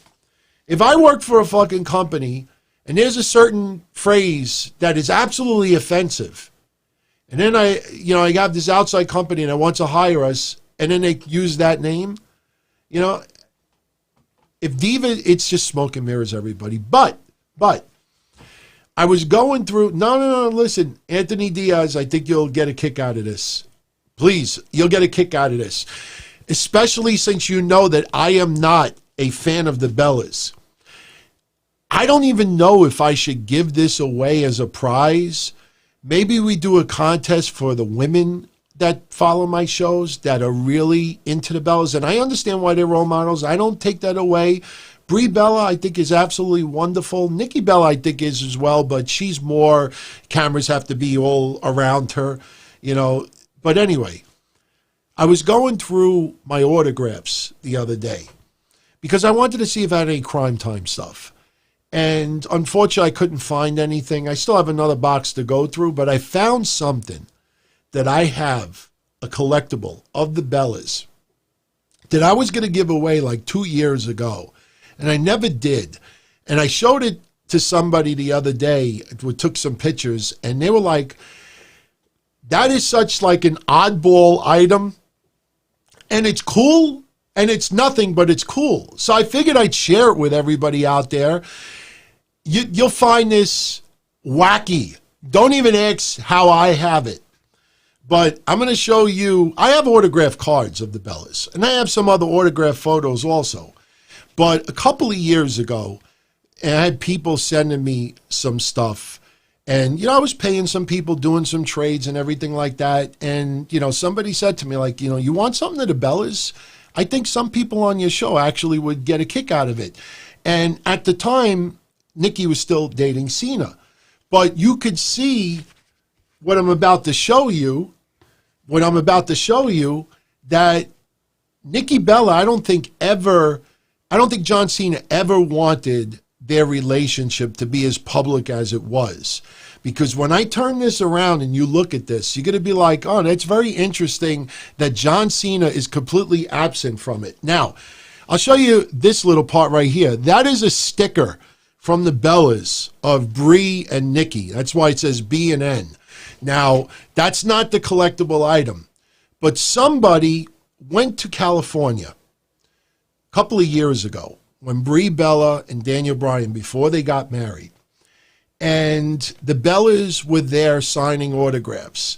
Somebody, I don't know how it ended up, but somebody, was having a conversation with Brie Bella. I have photos of it, but was having a conversation with Brie Bella, and Brie Bella took out this empty cardboard envelope, and started doodling on it, and started writing stuff, and then gave it to this person to have. This person gave it to me. This is one of my collectibles. If you look at it, that is Brie Bella writing a fake address of Daniel Bryan.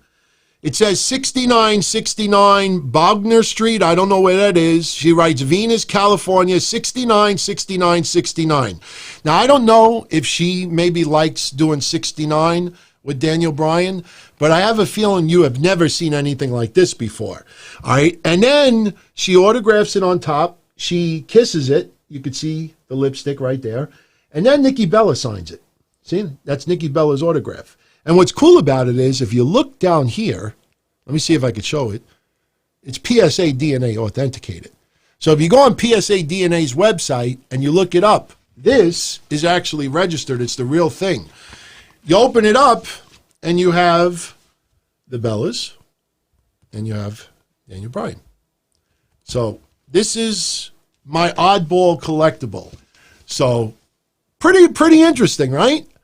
She just decided to doodle and wrote that up on an envelope and gave it to someone. So yeah, 69, 69, 69. So that is one of my oddball, and I have more wacky stuff. Not Bella's, but I have other wacky stuff. But I figured, you know what, I'll show you something, because I tell a lot of stories on these shows. And I always, that's to me a good thing, and it's also a bad thing. I always feel I got to prove. When I say I have certain things, or I always feel like if I can prove it, I will. There's a lot of people out there that have created such fake lives through Twitter and Facebook and podcasts, and you never see an ounce of proof of anything. I mean, and the best part about it is what I noticed. I don't know if anybody notices too. When you see a lot of people out there who have created these fake lives and they talk about all of, the inner circle, just take note that nobody in the inner circle has social media ever. None of them have Twitter. None of them have Facebook. And I see it over and over and over and over again. And, because I see it so much, I figured, I talked about this once before, and I figured, okay, people out there probably don't think I'm full of shit. But, Brie Bella apparently likes 69. Yeah, look, that's her. She actually wrote that, and, yeah. She even did the peace symbol up there. I don't think that's like the head of a penis. So, but I think that's cute. I swear to God, that's the only reason why I didn't just like toss that across the room like, the fuck I want with this? I was like, that's cute, man. I like when people are in love like that. And I really mean that. So I think when I got that, I liked Brie Bella even more. So, but yeah, I just figured I'd share it. So anyway. Should we get into some AEW? Oh, shit. Talk about doing research for all you AEW fans out there. Did you wish Cody a happy anniversary today? Did you wish him a happy anniversary? For all those diehard AEW fans out there, that even not you, but the people out there, did you see anybody wish him a happy anniversary? Thunder, I didn't forget you, my friend. I got you. I'm definitely mentioning you in a few. But anybody out there know why the anniversary? How's this? First person that could actually name it in the chat gets their choice of any shirt or any video tonight. And hey, there's some pretty cool shirts. Maybe you want a Shad Gaspard tribute shirt. Hey, I'll order the shirt. The money goes towards his family also, and you get a shirt out of it. Does anybody know why it's an anniversary today for Cody? No, it's not their wedding day. No, nobody knows. Wow, I'll give everybody like 15 more seconds. Today's a big anniversary for Cody, and it's not AEW related. Nobody knows, man. I was shocked. No, not the first double or nothing. No. All right, yeah, we'll give it to Darren Gordon Hill. Darren, send me a PM on Twitter if you got. Or if you have to email me, dontony@dontony.com. A lot of people didn't even know this. 4 years ago today, WWE released Cody. I think it's safe to say that this is probably an anniversary that we all are kind of happy happened, because I think it's set in motion. Not AEW right away, because Cody, he did work in other organizations, and AEW wasn't an overnight thing, but this lit a fire under his ass. The guy knew that his worth was a hell of a lot more than Stardust, or the way they treated him in WWE. So I figured I'd share that with everybody out there. Yeah, today is, did anybody even notice that? That's why I keep a lot of my old notes around, even with the history stuff, because I look every day when I see people gushing about this person's birthday or this history thing, and then I look at my list and I see all this stuff that people are just totally leaving out. I was like, yeah, man, today's a four-year anniversary that Cody was let go from the WWE. So Stardust wasn't as bad as, we remember it. It's just how they used Cody at that time. So, but anyway, let's get into the pay-per-view predictions for AEW Dynamite. It's going to take place tomorrow, and as I said earlier, the Stadium Stampede match was taped tonight. That is taking place from the TIAA Bank Field, the home of the Jacksonville Jaguars. Expect some crazy, crazy shit to go down. I guess we could get into that match right off the bat. The big wild card in this is Hangman Page. We don't know if Hangman Page is going to be back now on a weekly basis. A lot of us are expecting him to complete the turn on the Elite, and then maybe his next feud is with Kenny Omega. Kenny Omega right now, there really is not much going on as far as feuds. The Young Bucks have been out as well, so we don't know what's going on with them. They're not even in any number one contenders match for the time being, so something is going to go down. The big question is if it happens on this pay-per-view. We all thought when AEW was still going to be taking place in New Jersey, we expected, remember that cage match they were going to do? We expected possibly for Hangman Page to turn that night. So it seems like the course is still the same. The problem right now is that you have no live fans in attendance. So the louder the fans cheered for Hangman Page, the more you felt like maybe it's not the right time to turn him. Now with empty arenas other than the wrestlers or maybe soon families of some of the employees being around ringside, you don't have fans live and in person really getting vocal for Hangman Page to cheer him. All you do is you just talk about him through social media. So you really can't, pun intended, page, or poll the audience who would go live as far as getting behind him. So, I don't know if Hangman Page would join the Inner Circle. I think it'd be interesting if he were to join the Dark Order, but I don't think that's going to happen. But, I will say this.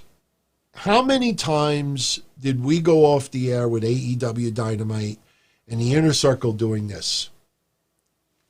All of them or a combination thereof. It feels like too many times the Inner Circle came off on top.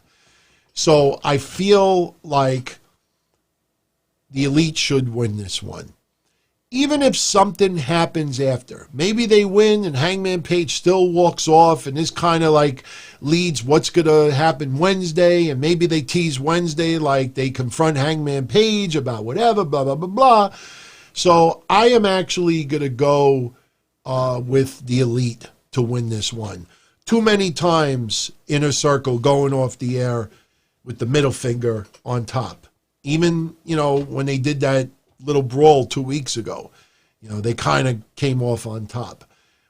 Expect Guevara to do some crazy ass bump. Don't know what it is, but there's a few people online already buzzing about that he did something. And apparently he's okay. But again, as I said earlier, don't tell me I can't be a big fan of Guevara simply because he's young and he's a Spanish god. I don't look at him as jerk-off material. I look at him as, he's a heel. He's cocky. When I first started watching AEW, I did not like him at all.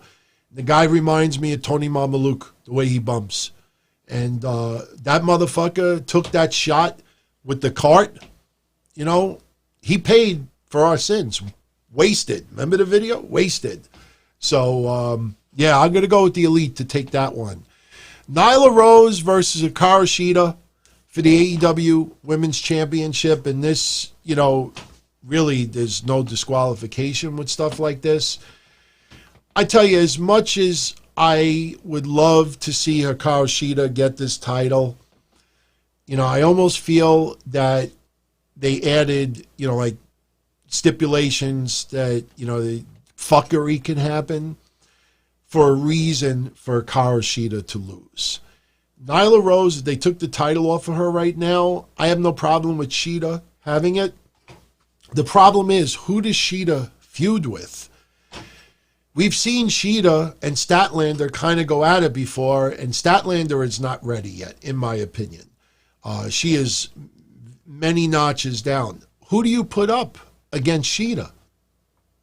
I don't know. So I kind of feel like Nyla Rose will retain this title. I really do. Cody versus Lance Archer in the finals of the TNT title tournament. I almost said TNA. Mike Tyson is going to be there to present the title to the winner.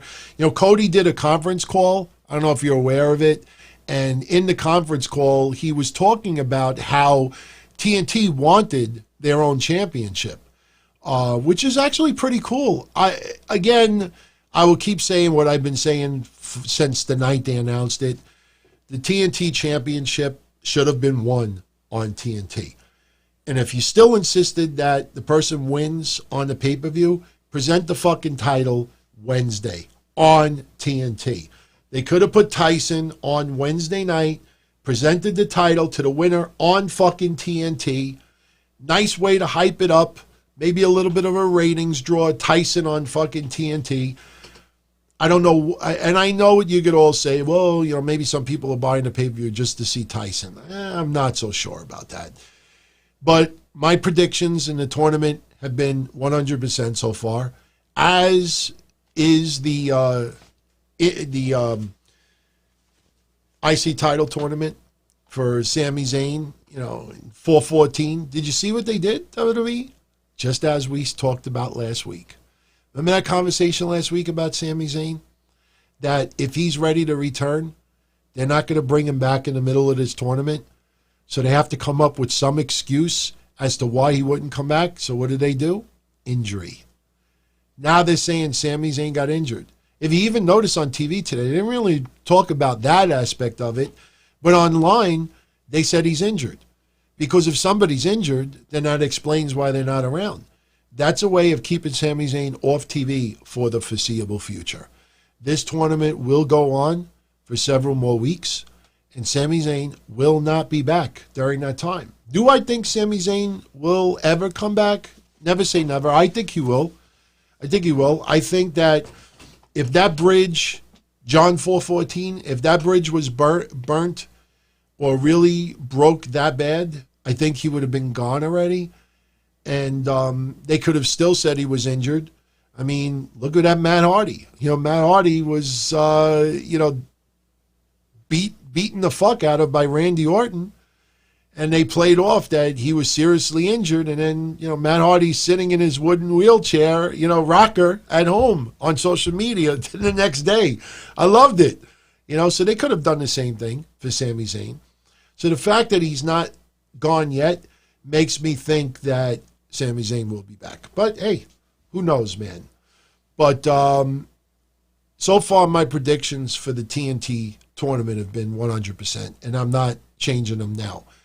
Lance Archer should, and in my opinion, will be the TNT champion.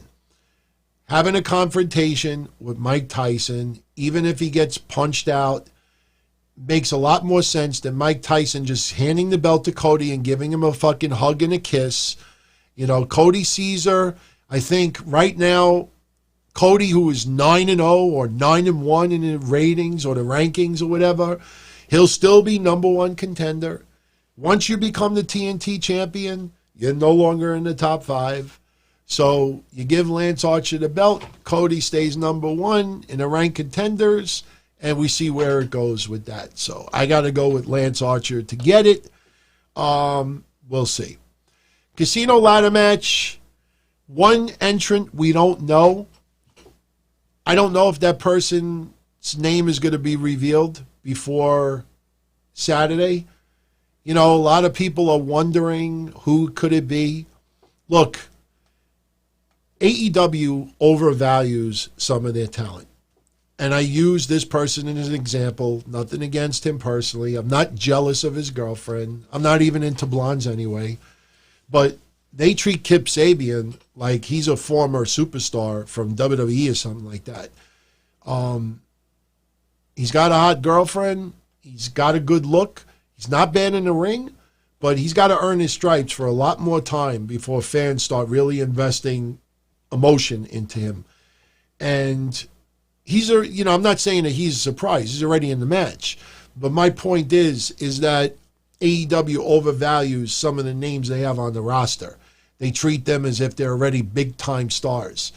And it could very well be that whoever it is someone who to them is a big deal, but to us, it's no big deal. I'm not saying Christopher Daniels, but it wouldn't surprise me if it ends up being someone on that level. It could be Billy Gunn. I'm not saying it's going to be, but my point is, just because the last name has not been announced doesn't mean it's going to be, holy fucking shit, could you believe that blah, blah, blah is in the ladder match? I told you, I'd be happy if Ricky Starks. If it's someone that's not in the company right now, I'd be happy if it was Ricky Starks. Who knows? Maybe it's a former WWE wrestler that's been let go. No idea. But of the names announced so far, the winner gets a number one contenders shot at the heavyweight title in the future. The entrants are Darby Allin, Colt Cabana, Orange Cassidy, Rey Fenix, Scorpio Sky, Kip Sabian, Frankie Kazarian, Luchasaurus, and a mystery wrestler. Let's go down this list a little bit.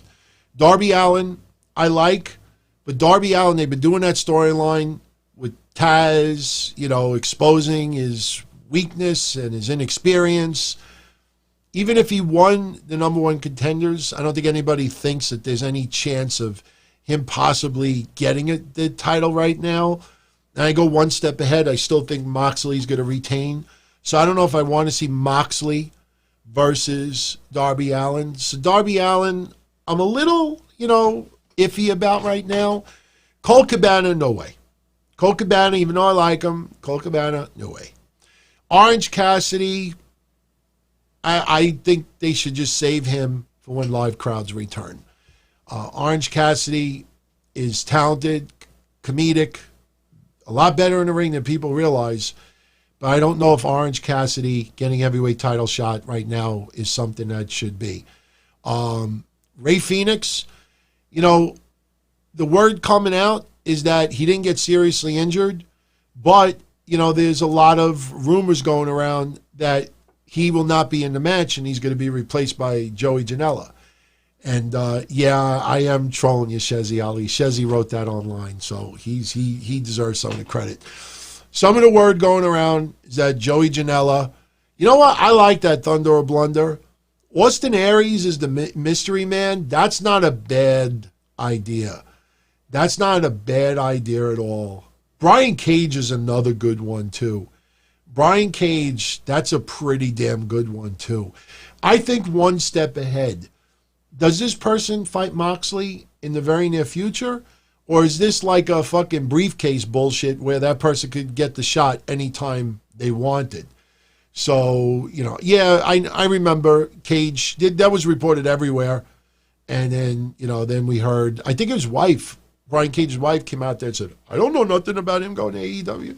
So, Rey Fenix, look, we don't know if he's going to be in the match or if he's going to be replaced by Joey Janela. Either way, neither Rey Fenix nor Joey Janela is going to win this, in my opinion. Scorpio Sky, that's very interesting because this is a guy that AEW really values high on the food chain. And it would not surprise me if Scorpio Sky got this win. Although I don't want him to win, nothing against him personal. I just don't think that is a big name enough. Like, that feels like I could see him fighting Moxley for a main event on Dynamite, but I don't know if that would give you pay-per-view buy rates at all, in my opinion. Kip Sabian, it's funny because everything I just said, Kip Sabian might be the wild card out of all of this because AEW really overvalues his stock. Again, the guy could end up being a big star in the future. Right now, he is not that big name. He may think it. Some of his hardcore fans may think it. Some AEW fans may think it. But in the overall scope, Kip Sabian is not on that level yet. Frankie Kazarian, nice name. Don't see him winning this. Luchasaurus is the one guy that I could see winning this thing. The only thing is, do you put Luchasaurus against Moxley? It's a fascinating way to go. I'm not sure if that would go that route. And then we have the mystery person. I don't think the mystery person would just go in there and take it. I think Luchasaurus, a lot of people have felt Luchasaurus needs to go to the next level. Problem is, I just don't know if I see Moxley and Luchasaurus, although that would be very interesting. Unless Luchasaurus could use this opportunity and go for the TNT Championship. You know, who knows? Who knows? But if I'm going to choose from this list and this list only, you know, it comes down for me for Darby Allin, Scorpio Sky, Kip Sabian, and Luchasaurus. Darby Allin, as much as that guy is going to be a mega star, and even though the pin was really rough and goofy to see, you know, they turned the storyline into it. And the guy is talented. And I think fans would probably be interested more to see Moxley versus Darby Allin than Moxley versus Scorpio Sky, Moxley versus Sabian, and Moxley versus Luchasaurus. So you know what? I'm going to go, oh boy, I narrowed down now to Darby Allin and Luchasaurus. And I know some of you out there like, didn't you think about these before we do it? I like talking in real time, and I like seeing people's responses and feedback. Sometimes you kind of sway my feelings on stuff like this. I don't know, really, for me, it comes down to Luchasaurus and Darby Allin. And Luchasaurus, you know, they have really not utilized them. Plus, you know what? You know why I'm going to go with Darby Allin? Because I still think Luchasaurus may do something with Wardlow. That leads to my next match, MJF versus Jungle Boy. I think Jungle Boy wins by disqualification. I think Wardlow gets involved, MJF gets DQ'd, and maybe Luchasaurus gets involved as well. I could see Luchasaurus and Wardlow having a match. Not saying it's going to happen. Not saying it's going to be a feud. But I could see Wardlow and Luchasaurus going at it for a little while. So that's why I lean towards Darby Allin in the ladder match. I would choose either Darby Allin or the mystery person. But I'm going to go with Jungle Boy winning by DQ. Dustin Rhodes versus Shawn Spears was an added match. Shawn Spears putting down Dustin Rhodes a little bit too much. So Dustin Rhodes not getting too many wins lately. I'm going to go with Dustin Rhodes to beat Shawn Spears. Then we have Penelope Ford versus Chris Statlander. When it originally was Britt Baker, I kind of leaned towards Britt Baker getting the win because AEW, they give her fucking fireworks, and she's Adam Cole's woman, and she's definitely gotten better than before, but she's still nowhere near where she could be. So I now go with Statlander. Penelope Ford, I know there's some people out there that blow loads over Penelope Ford, and I'm not just saying that figuratively. I mean literally. There are people out there blowing loads off of this woman. I told everybody 2 weeks ago, go back and watch that four-way match and go close your eyes or just focus only on Penelope Ford's work. You watch her do that springboard off of the rope and you see that fucking cutter that she gave to Britt Baker and she forgets to pull Britt Baker's. You all saw the spot where she forgets to pull Britt Baker back and Britt Baker looks like a fish out of water. And Penelope Ford is one of the, I don't want to like sound like a dick over this because she has plenty of time to improve. Penelope Ford's nowhere ready yet. And, you know, I don't care if AEW gushes over her. I don't care if guys whack off to her. She, to me, is not ready for prime time. So I go with Chris Statlander. Come on, guys. You know, you don't see, you know, I know I'm not talking about anybody in particular, But, just think about that shallowness. That, oh my God, they make fun of other people that you're fans of, but then you gush over Penelope Ford simply because you whack off to her. You know what I'm saying? Like, I understand human feelings, and some people fantasize and they're alone, and I get it. I'm not knocking it. But if you're actually going to get behind someone simply because you whack off to them, not this show. Not this show. Look, don't get me wrong. I have complimented a lot of fine women in wrestling. But, I've tried to, in 2020, especially after all these years podcasting, I kind of, try to be like an intelligent person about it, not sound like some lonely, you know what I mean? It's just, there's place for that. But when you're evaluating someone's in-ring career, I try to put the looks aside a little bit. And on the flip side, look at everybody who puts down Nia Jax. I mean, they say she's careless, she's reckless, and they also talk about her physique, her weight, and everything like that. I just look at the ability. Aesthetic pleasing to the eyes is a bonus. But when you get clouded from the person's inability to wrestle a lick, and just looks like video game matches. And I'm not even talking like Young Bucks video games. So I'm just talking about, hey, I can execute a move.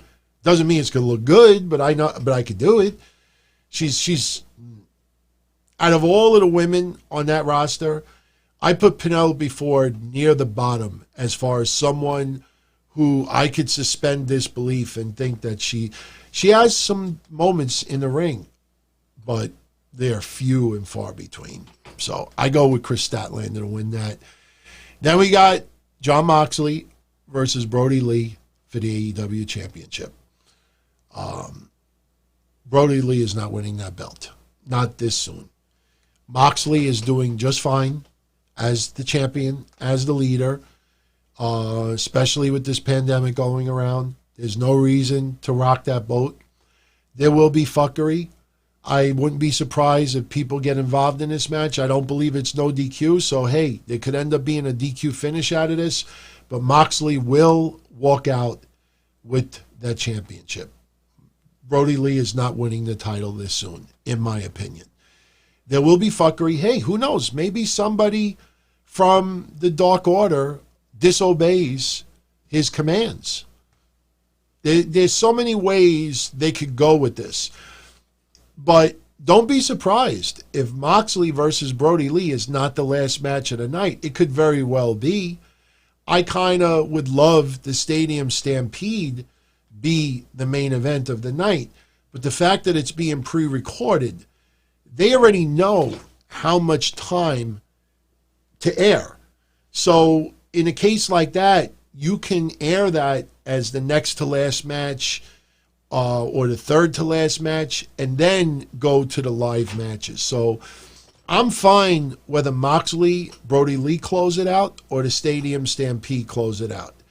But I'm still going to go with Moxley to retain that title.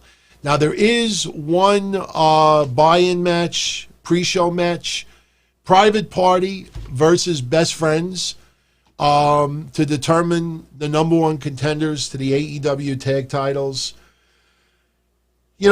Look, we need to remember who the champions are. That's why I don't think Hangman Page is turning yet. So I think AEW has a lot more stock in Best Friends than the casual wrestling fan.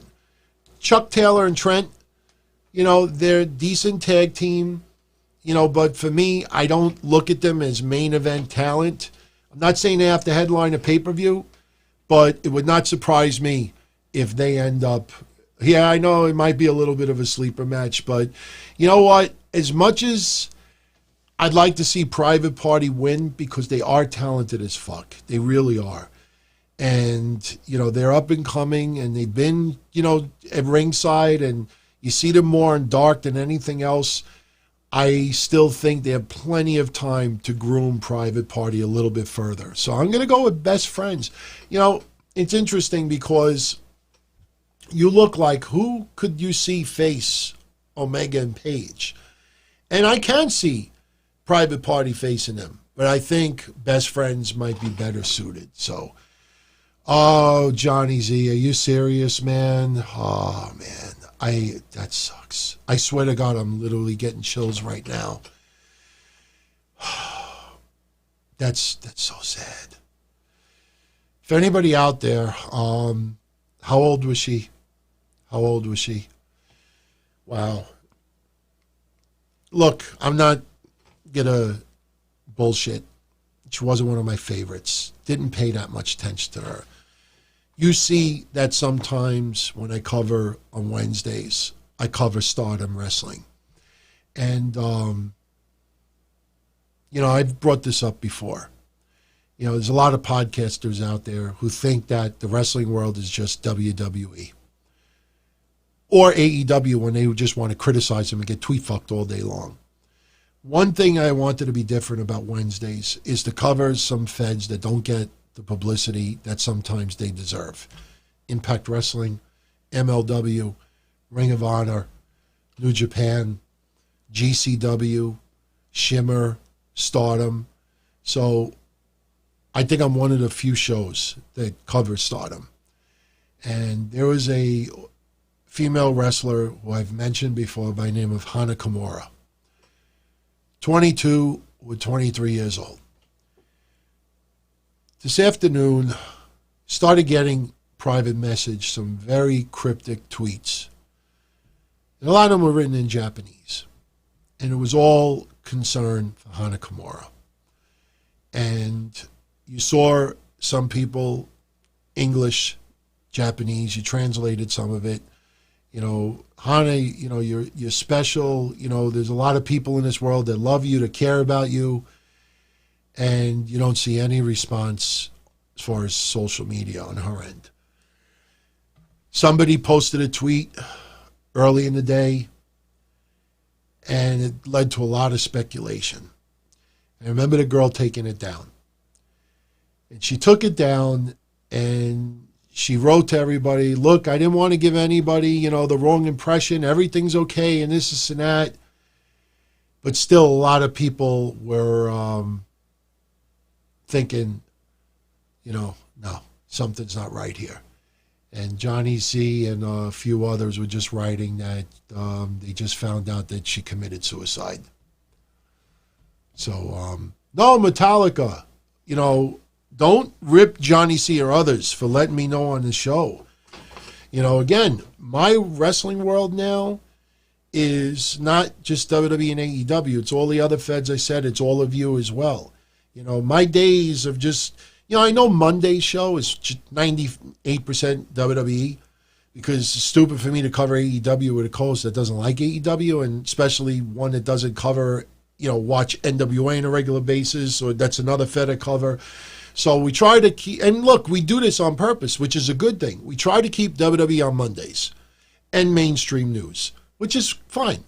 Wednesday, I save to cover all of this, but, news has to be brought up. You don't hold it back from me because you don't want to bring me down, man. No, my God, 22, 23 years old, Hana Kimura. Man, that's rough. That's rough. Seriously. So if you've never heard of her before, go check out some videos. Look, not extremely polished, and it's not one of those you said, oh my God, she's gonna be a major star of tomorrow. But unfortunately, when you sometimes watch videos, and there's a video out there of her very recently dancing in her house, smiling. And a lot of people were focusing on that video today just to keep the hope up. And you realize that sometimes people smile, and inside it's a whole different story. So, yeah, she was beautiful also, really beautiful. I mean, I could probably pull a picture and put it up over here in a few minutes. But, yeah, wow, just on the show. So rest in peace. Boy, that's rough. especially at that age. You got your whole life ahead of you, man. That's sad. That's sad. So anyway, that is your pay-per-view for AEW. I think it's going to be really good.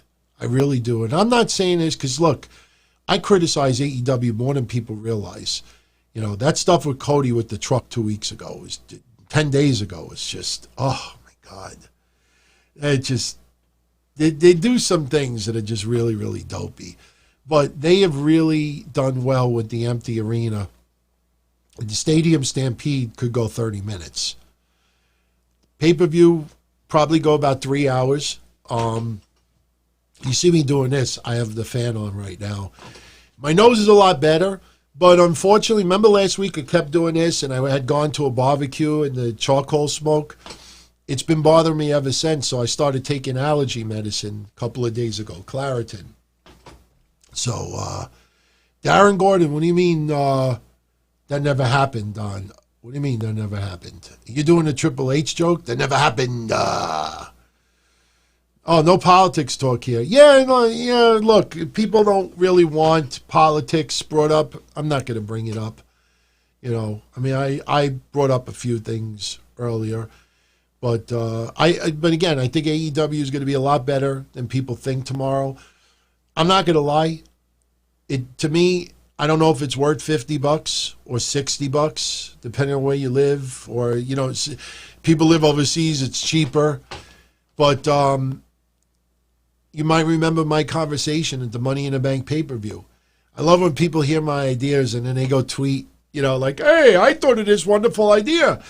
The In Your House stuff. I think right now, and I even brought this up with AEW last week, the pay-per-view buy rate from the last pay-per-view. I think this buy rate is going to be much lower than the last one. And I think that if they would have lowered their pay-per-view price, they probably would have made more money. I'm not going to get into the whole example I used last week. Anybody remembers the analogy I gave? A lot of people agreed with that. You know, you make a price very affordable and attractive. I'd rather have 100,000 people pay $29.99 than have 30,000 pay $49.99. Because in the end, I make a little bit more money.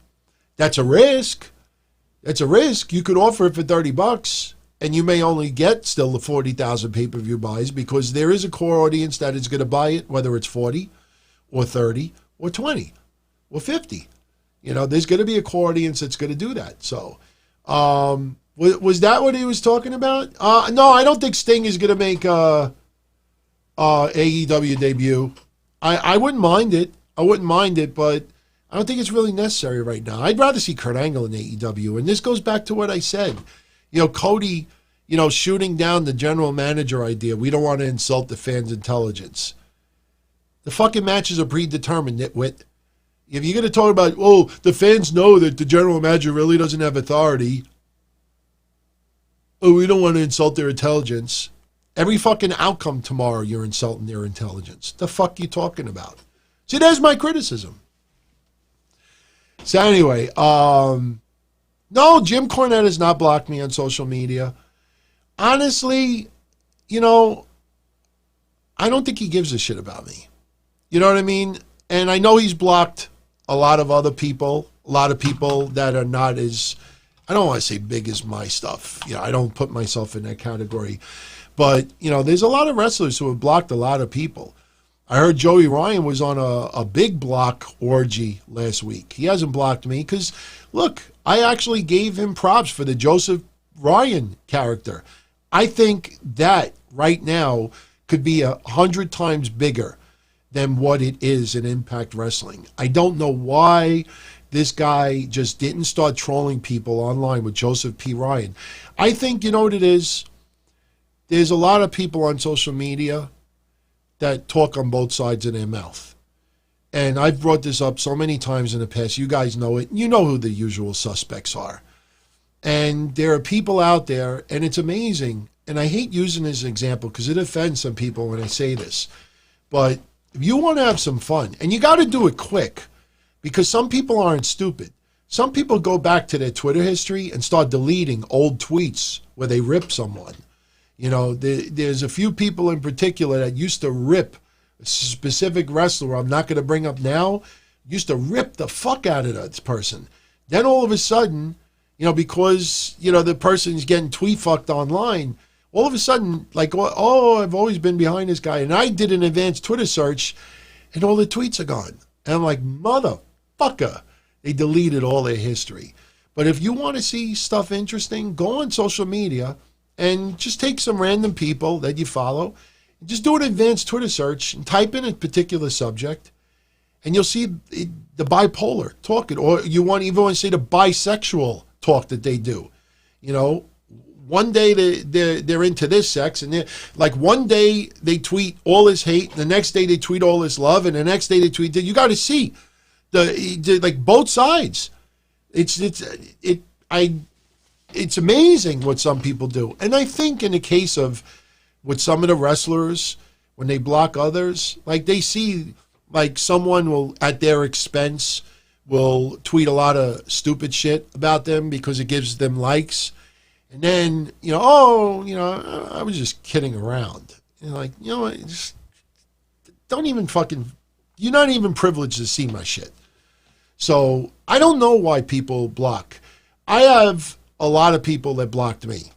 Some people have unblocked me over the years. Some people will never unblock me for various reasons.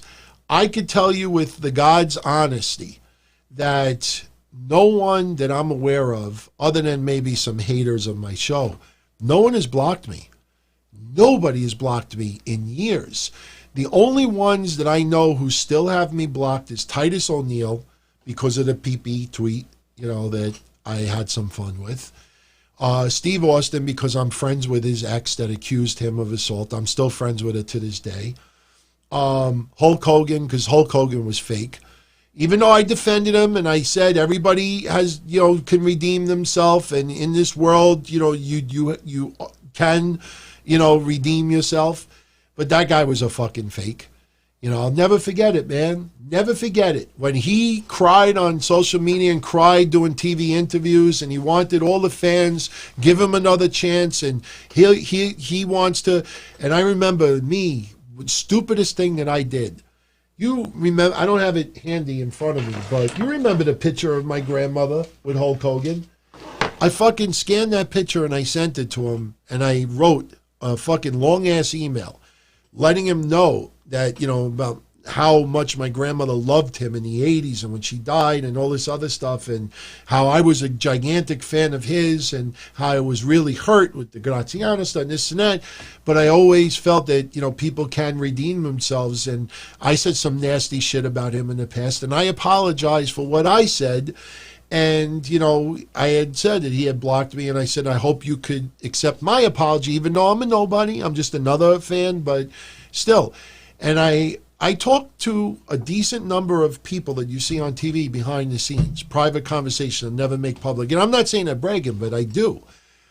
And I gave the email to someone who I trust very, very much, that is very close to Hogan, and promised me that they would send the email to Hogan, and gave it to him. And when the person said, and I'm like, look, if the guy just deleted it, or if you didn't send it, just tell me. He's like, no. I gave it to him. I said, look, this is from a longtime fan of yours that you blocked a long time ago, and, and still blocked to this day. He just, his redemption begging was just one-sided. And he's never, as far as I know, everybody he blocked back in the day, he never unblocked anybody. CM Punk, has me blocked because I used to, question a little bit of his attitude and a few things. Who else has me blocked? Zack Ryder? Yeah, that's Zack Ryder. He's got me blocked. Because when he did the thing with Kane, I said, okay, that's the beginning of the end of his career. He will never be on that level ever again. And I remember at that time, people just hated me for it, and that's when he blocked me. I think I was right on that. He's got me blocked. No, Stevie Ray doesn't have me blocked anymore. Ryback doesn't have me blocked anymore. Big E had me blocked for a little while. No more. A lot of people have unblocked me over the years. Because, look, I could be an asshole and say some stuff, But I'm not malicious, and it's not a hatred. You know, when I criticize, you know, the stuff with Braun Strowman, you know, I talk about it in more of a human aspect. You know, like, there's a lot of people struggling that didn't get the opportunity that he got when he got to the WWE. Jeff Jarrett does not have me blocked. You know, when he went into rehab, I ended up being one of his biggest supporters, as crazy as that sounds. I'm telling you. Kevin Nash does not have me blocked. You'd be surprised how many people do not have me blocked. You'd be surprised some of the people that I talk to once in a while behind the scenes. You know, but it's hard because I used to keep my DMs open on Twitter. You don't know. You don't know some of the stuff that comes in. Especially when I went off on Sami Zayn that time, the death threats that I got. You know, I wasn't going to be one of these guys to go online that next day and say, I'm getting all these death threats and that's it. I just wrote it off. Real hardcore Sami Zayn just totally angered by what I said. And I felt I went a little overboard. But overall, I think people understand, you know, like if I criticize something, even Dana Brooke, you know, I say she looks like she's sucking on lemons. You know, I don't have any personal angst against her. I just don't see her ever really getting on a different level. And that's not to hurt her feelings or to put her down. That's just the way it is in professions. Some people could work 5, 10, 20 years in profession and just be average. Because not everybody, there's no guarantee that if I play chess for 20 years that I'm going to be a chess champion of New York or the country in one day. If I hit a baseball for 20 years, one day I'm going to bat 500 or 300 or 290. Just because I shoot hoops for 20 years doesn't mean I'm going to win a fucking scoring title. You know, just because I learn how to wrestle for 20 years doesn't mean that I'm ever going to be able to put the hand-eye coordination together or tell a story or have that split-second reaction. You know, I compare Dana Brooke's wrestling career to, and I'm saying this sincerely, Bully Ray does not have me blocked. We talked way back when, you know, he doesn't have me blocked. People are doing guess the blocked. Jumbo Elliott has me blocked. Why would Jumbo Elliott have me blocked? Jumbo Elliott? Why? Because I'm a Giants fan? A lot of people don't even know who JBL does not. JBL had become one of his biggest fans. Hell no, man. JBL does not have me blocked. Kevin Owens does not have me blocked. Sami Zayn doesn't have me blocked. I unblocked Sami Zayn because I felt that I went a little overboard in what I said. I'm sure you don't give a fuck about me. I don't blame any of them not give a fuck about me. But no, he doesn't have me blocked. Jim Ross does not have me blocked. I apologize to Jim Ross. To this day, I have said, I've been doing this stuff since 1997. People say to me once in a while, like, what's the biggest regret you have ever had? Or what's the one thing that you wish you could take back, things you say? The joke I made about him about 14 years ago was the worst thing that I ever said. And I apologized to him. I wrote a long letter. I told him why I said what I said. I told him that, you know, I just thought like almost like a dumb shock jock and just didn't think of the emotion side. And he forgave me. And he even wrote when he was doing his blogs at that time, he forgave me. And I swear on God, I swear to fucking God, some may get a laugh out of this. I will do this.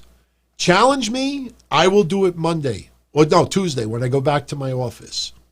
I have boxes stored away in my office.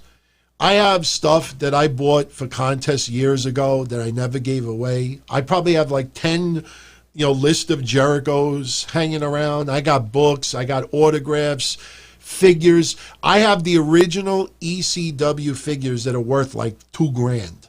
I got them sitting in my office in a box. There's so much stuff in my office. And in one of those boxes is old barbecue sauce, beef jerky, Chipotle ketchup, mustard, because for years and years and years, I would buy stuff from his store almost like as my repentance. Like when you sin, you go to church, and the priest may say you got to say 20 Hail Marys and maybe 50 Our Fathers. When I made the joke I did about JR, I felt like I had, instead of doing 20 Hail Marys, I had to buy 20 bottles of barbecue sauce. And that's why it was funny because I would order barbecue sauce from him, and I don't eat stuff with sugar for years. I mean, I'm only on keto for a year, but for years I tried to stay away from stuff like that. I tried to give it away on Patreon. I would give it away on one of my shows. And every time I would get these things in the mail, it would come with an autographed card from Jim Ross. I must have like 10 autographed cards in my office. But it may be Tuesday, if I have some time, I'm going to take out the phone and I'll pull the box and I'll just open it up, and you'll see just bags of jerky, old outdated jerky and mustard and just, but yeah, that was the worst thing and he doesn't have me blocked. So, but anyway, let's get into a few other things before we go. Definitely have to bring up a couple of more chats. I know it's Chipotle. I always say Chipotle. Since I was a kid, I always said Chipotle mayo, Chipotle ketchup. It's supposed to be Chipotle, Chipotle, Chipotle, Chipotle, Chipotle. Am I saying it right? Chipotle? Yeah. I could have fed the homeless. Seriously, I could have probably fed a family of homeless for about 2 days with the amount of barbecue sauce, mustard, and beef jerky I have in the office right now. I legitimately have probably about 8 bottles of JR stuff and about 5 or 6 bags of jerky that, you put it in a box, and then a year goes by and you're like, oh, fuck, I completely forgot about this stuff. I didn't just buy it with the idea of just like not using it. I bought it at the time because, you would have like a pack, like you get the mustard and Chipotle ketchup, barbecue sauce, and the beef jerky is like a kit. You buy one or you buy 2. Hey, I'll keep one for myself. I'll give one away. And then next thing you know, you put it on the side and then a year goes by. So, but anyway, I'm going to talk about what Seth Rollins said about Jim Cornette stuff. I definitely want to bring that up. Let me get into a couple of more super chats. Definitely good convo here. And then we'll get into the Cornette stuff. And then a few more comments about SmackDown. And then we'll call it a night. Because believe it or not, everybody, already gone 2.5 hours. And like I said, as I said before, if any more super chats come in, every penny that is contributed tonight, after the show is over tonight, I'm going to put it online, and then after I put everything online, I'm going to go right to the GoFundMe, add up everything that was donated tonight, make sure, not taking out any 30%, because look, let's say $400 was raised tonight. When I get paid from YouTube from that $400, they're going to take 30% out. So they're going to take out 120. So I'm only going to get 280 out of the deal. If we raise, let's say $400 tonight, I'm donating $400 tonight. That 120 will come from me. So anyway, so any other super chats, like I said, they're all going in, and I will put a list of names as thank you on all the pages tonight and tomorrow. So Cassette Classics, do I have a screen cap of me from the Hogan Sheik match from '84?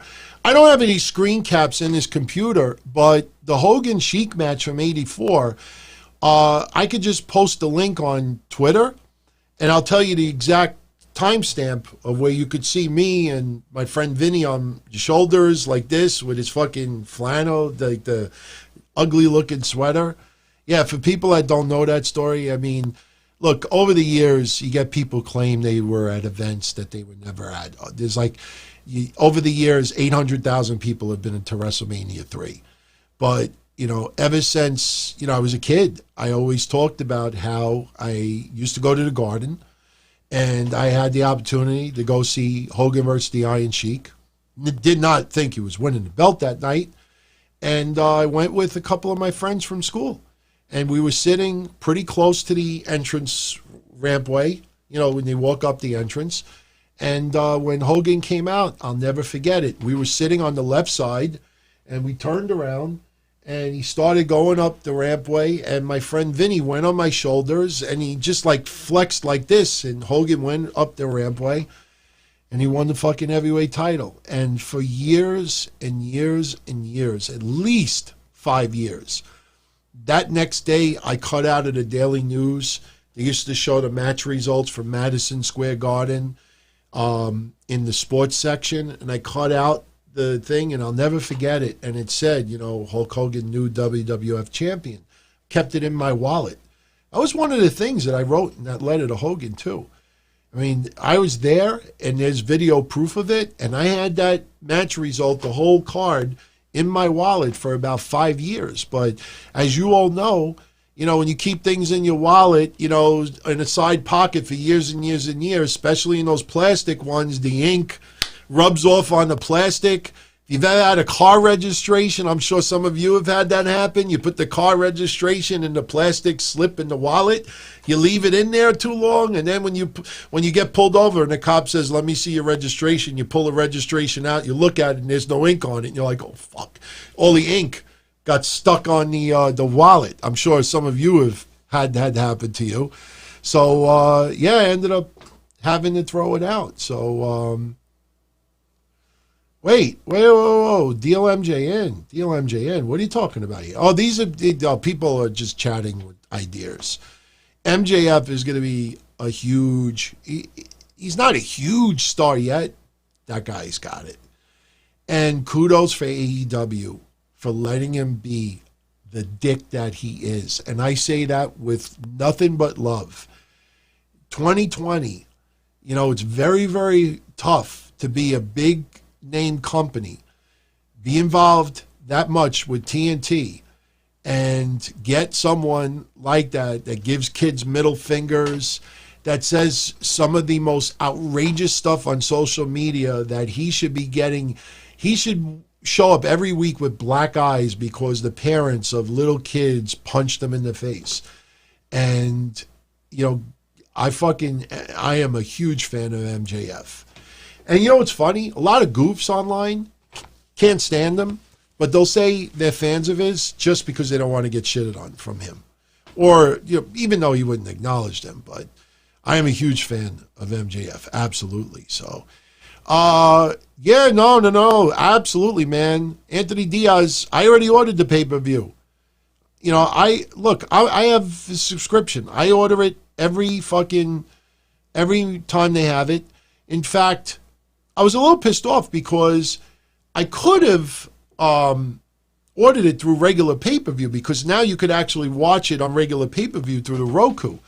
But usually had to subscribe to like Fight or, another way, to get it. But no, I have the subscription. Mish will even tell you, because it wasn't Revolution. It was the one before. I ordered it, and then I gave Mish my login so we both could watch it at the same time. And unfortunately, it didn't work. And he ended up, I paid for the card. Look, man, if I do shows and I do podcasts and I do get some revenue here and there, and one of the biggest companies that I cover is AEW, if I can't dip into my pocket for $50 or $40 so I could cover it and cover it fairly, then I shouldn't be doing this stuff. That's the funny thing about it. I've been doing this since 97, and up until 3.5 years ago, every penny that was ever used for the shows, I paid out of my own pocket. Never saw almost any of that money back. And I've joked, Mish Wrestling Soup will tell you too, and a lot of people know it too. Mish and I could have bought each a brand new BMW with all the money that we spent over the 20 years plus on the shows. Every expense I covered. Because I realized that if I was going to do this and put all my effort into it, you can't do things on the cheap. If you can't afford even the basic stuff doing a show, you shouldn't be doing a show. Plain and simple. If you can't even afford the little basics, and in 2020, there's no excuse. I see some podcasts out there, and that's why I feel bad. I don't like plugging a lot of shows, because then people are like, oh, you know, you didn't mention me, or could you give me a plug? And I tune into it, and I don't want to fuck with my sound settings right now, but I listen to it, and I'm like, man, in 2020, you mean to tell me you can't fucking buy a $50 mixer and fucking get your audio to sound halfway decent? It sounds worse than a telephone. And it's just, you realize that some people out there do shows because it makes them feel, how do I say this the right way? It just makes them feel relevant. You know, some people do it because they're just wrestling fans. They just do it because they love pro wrestling. They love to speak out, you know, and let's be honest, in 2020, and this goes for everybody, including me, in 2020, it's not like what it was 10, 20 years ago, that you have all your friends over for a pay-per-view, or if something happens, you get on the phone, you talk to your friends, you do fucking chat lines and all this stuff, call the wrestling chat line, you know, and then you get all the pedophiles are on there too, like, hey, you want to come over and see my collection? You know, I'll pretend, we won't go there. But you know, you don't have that anymore. So a lot of people, oh, let me just go on YouTube. Let me just express my views. You'll see tomorrow, there'll be 85,000 YouTube reviews of AEW. Everybody wants to be heard. Plus, you know, it's what I always say about Jason Solomonster's Facebook page, because it's a perfect example of it. Unfortunately, in this day and age, there are some very lonely, insecure people out there that have to be heard. That's why they write everything in capital letters most of the time. That's why and I use Jason's page as an example, and you all have witnessed it. You have some great moderators on Jason's page. Tomorrow will be a good example of it. AEW pay-per-view thread. All the comments for Double or Nothing post in this thread. And what you will have is 50 to 100 people on Facebook that absolutely cannot accept that they will be comment number 77 in this one thread about the pay-per-view, and they don't want to get buried, or they don't want to post something and get no likes because everybody else is talking. So what do? Even though there's a pinned thread that says post all your AEW Double or Nothing comments here, they'll still start their own thread. Or they'll try to be cute about it and try to like start off with something that's not really about the pay-per-view and then put it in there because they have to be seen. They have to be noticed. I was joking with the Seth Rollins pictures last week, and that'll segue into Seth Rollins with Jim Cornette now. I was putting some jokes on social media. When Seth Rollins came out the night that Becky announced the pregnancy, and Seth looked stoic and his hair was all disheveled and he just looked all disoriented, I took that screenshot and I put it on Twitter. I said, this is the look on a lot of goofs' face when they tweet fuck certain people and get no response. You'll see some people out there that'll tweet once about a particular wrestler, get no like. Tweet again about the same wrestler, get no like. Tweet again, and then, oh my God, you get one response. And they tweet, and you'll see they'll tweet like 6, 7, 8 times and get no response. And then you'll see other people that'll just slide right in there, put one tweet, and boom, get a response. Because you see it, people see it. There's like a desperation to be seen. And the latest one that's pretty funny is you see some people out there that think that they should be getting a Pulitzer Prize for some of the things they write on Twitter. And if you want a good laugh, look at the people who respond to some of those people. Look at the profiles.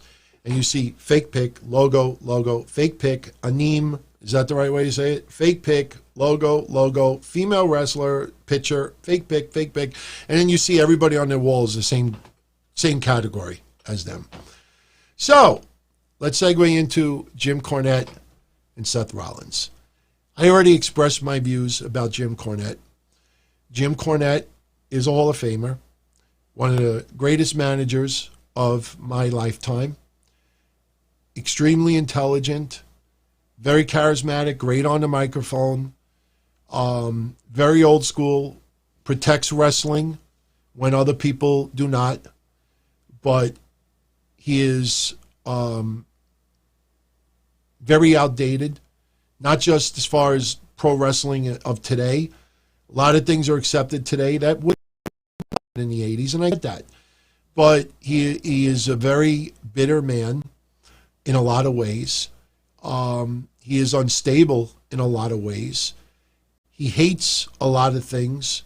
And the funny thing is that he'll rip on the way other people view certain things, but meanwhile, he rips on people simply because they support our president. You know what I mean? So the guy he's just out of touch in a lot of ways, disrespectful in a lot of ways. And simply because he's got a co-host that'll laugh with him. And you know what's funny too? And I'm not bashing the guy. It's just, he's not evil. I think, and I defended him with his bucket of chicken comment. It wasn't racist. And I brought up the 5 examples where I heard it over the years. It was just an outdated joke that was just, not appropriate even 30 years ago. But when you're doing commentating and you go on instinct and you think of things from yesteryear that worked in certain scenarios, and it's instinct. That's why Dana Brooke before, okay, I got off topic with this. Dana Brooke reminds me of the game Simon. You ever play that game Simon? They have it on Roku right now. I did it last week, and I was not good at it all. Simon is where it has like 4 colors. I think it's green, red, blue, and yellow. And like, it'll just beep once and it'll blink red. Then you have to do the same thing back. And it'll go red, blue, and then you have to go back and go red, blue. Then it'll go red, blue, green, red, blue, green. Red, blue, green, red. Red, green, blue. See, I'm already fucking it up. The thing is that that game, no matter how many years you try to do it, even though you just dedicate playing that game, you may never go past level 7. Red, yellow, green, red, yellow, green, red, red. So just because you play it over and over and over again doesn't mean all of a sudden you're going to be able to hit 25 on there. Dana Brooke can do red, green, yellow, blue. Blue, green, yellow, red. Red, green, yellow, blue. Blue, green, yellow, red. If you start going red, green, red, yellow, yellow, red, green, red, you'll be like, you know what I mean? That's what it is. She's like a Simon game. She can only go so far, and she could try, and she puts in the effort, and she tries, and there's no denying that. But just because you try doesn't mean that you'll ever be able to put the coordination or the mindset or the split-second reaction or the timing. You see in her matches, she's 1-2 seconds late. And it's not because she's slow from an injury or overweight or immobile. It's because her timing is off. And look at Brie Bella. Brie Bella, you got to feel bad for when you really look back at it. Brie Bella came back and tried to come back, and you saw what happened. You saw a couple of matches in a row where she was just off. And you know that, especially when you found the behind-the-scenes stuff, she was trying and trying and trying and trying and trying. Just never, it would never. And all you need in wrestling is to be off by a second or two, and that could be the difference. And it's not just timing, it's also location. What happened to Britt Baker was an accident, but, even the smallest little ways that you land and fall and this and that, you don't, you see like wrestlers. And I always remember the Superfly Splash. If you ever go back and never paid attention to this, and you go look at the Superfly Splash, and anybody who ever used to take it, especially when you watch it in slow motion, you have the wrestler, he's laid out on the mat like this. And Snooker climbs to the top rope. He does the I love you, and then he jumps off. And if you notice, right before Snooker lands on the person comes up for a little bit and then goes back. And there's things about wrestling, little things, is the difference between it looking beautiful on TV and your arm being broken. And unfortunately, when split second, some people never get that timing. That's why even when you see like like Family Feud, and you have two people on the ready to play, and they'll say 100 people surveyed and said, what's like blah blah blah blah blah, like what's the first thing you would buy for a barbecue? And before you can even say it, the person's beeping the thing, and they're like, charcoal. It's like, that's easy to answer, but you see some people at a split second, they come up with these answers like, how the fuck did you think about that so quickly? It's just reaction timing. And Jim Cornette, when I defended him for the bucket of chicken thing, he's looking at, what's his face? Who's he talking about? Trevor Murdoch. And he's trying to talk about Trevor Murdoch's toughness. And his instinct is to go back to 1986 or whatever it was. Trevor Murdoch is so tough, he could ride around Ethiopia with a bucket of chicken, and because that's what he used when he thought about toughness. That was his go-to. Now, he could have used a lot of different references from today, which we've talked about in the past. So not everything that he says is racist or homophobic or, xenophobic, whatever you want to say. But unfortunately, though, it's not Jim being Jim. It's what's in your core. And you could hear when Jim fakes a laugh, because I heard about his response to what Dana Brooke said. Dana Brooke called him a mark. And he had his host on, and clip was from this week, and this host is reading what Dana Brooke said about Jim Cornette, and how when Jim Cornette is faking a laugh, he'll do one of these. He'll go, like you could hear it, and it's just a fake laugh. Just to act like he's laughing hysterical, but it's just a fake laugh. But do I think that he thinks Dana Brooke looks like somebody hit somebody in the mouth with an axe? That's a little extreme over the top. Me, I said Dana Brooke looks like she's sucking lemons. I don't mean it heinously, but that's what she looks like.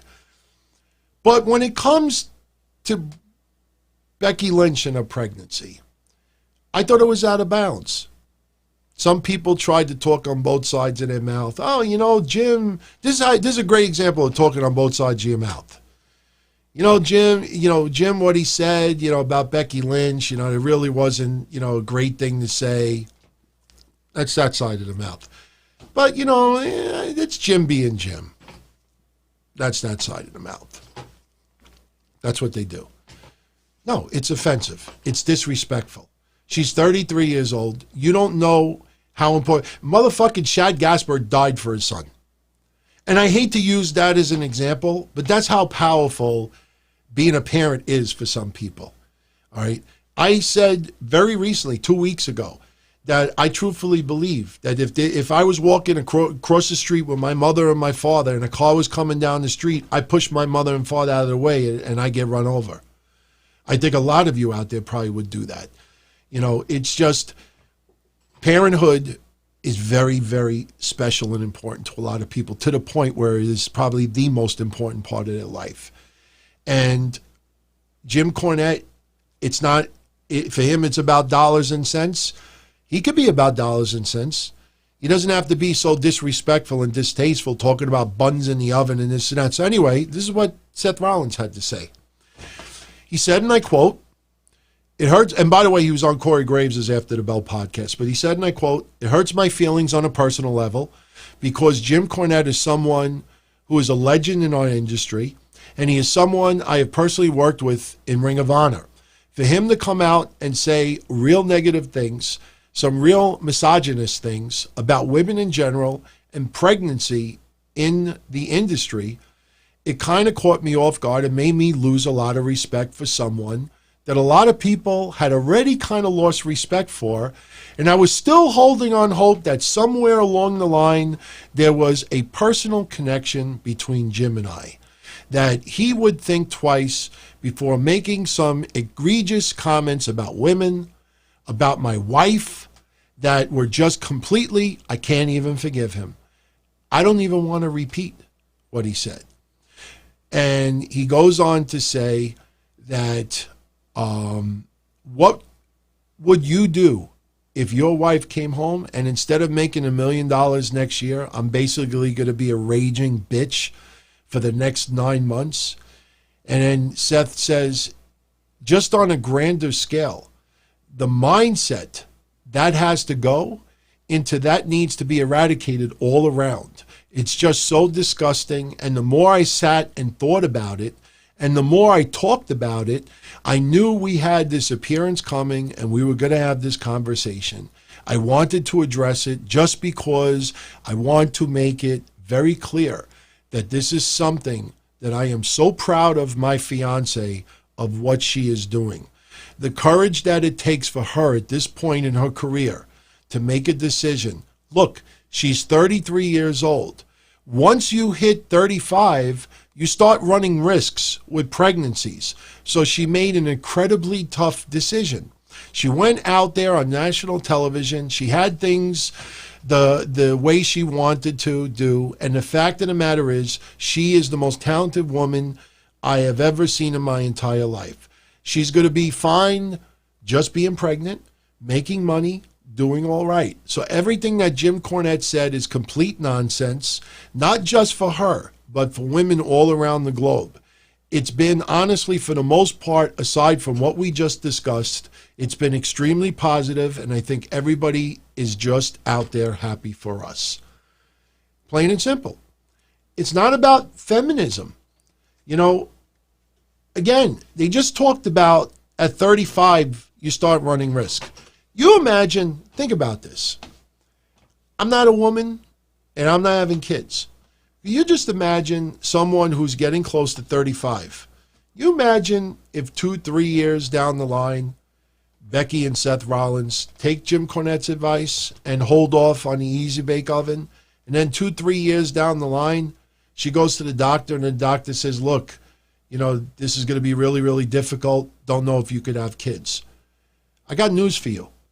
And I swear on my mother, I am not trying to put myself in this situation, because a lot of you that follow me on Patreon already know this story.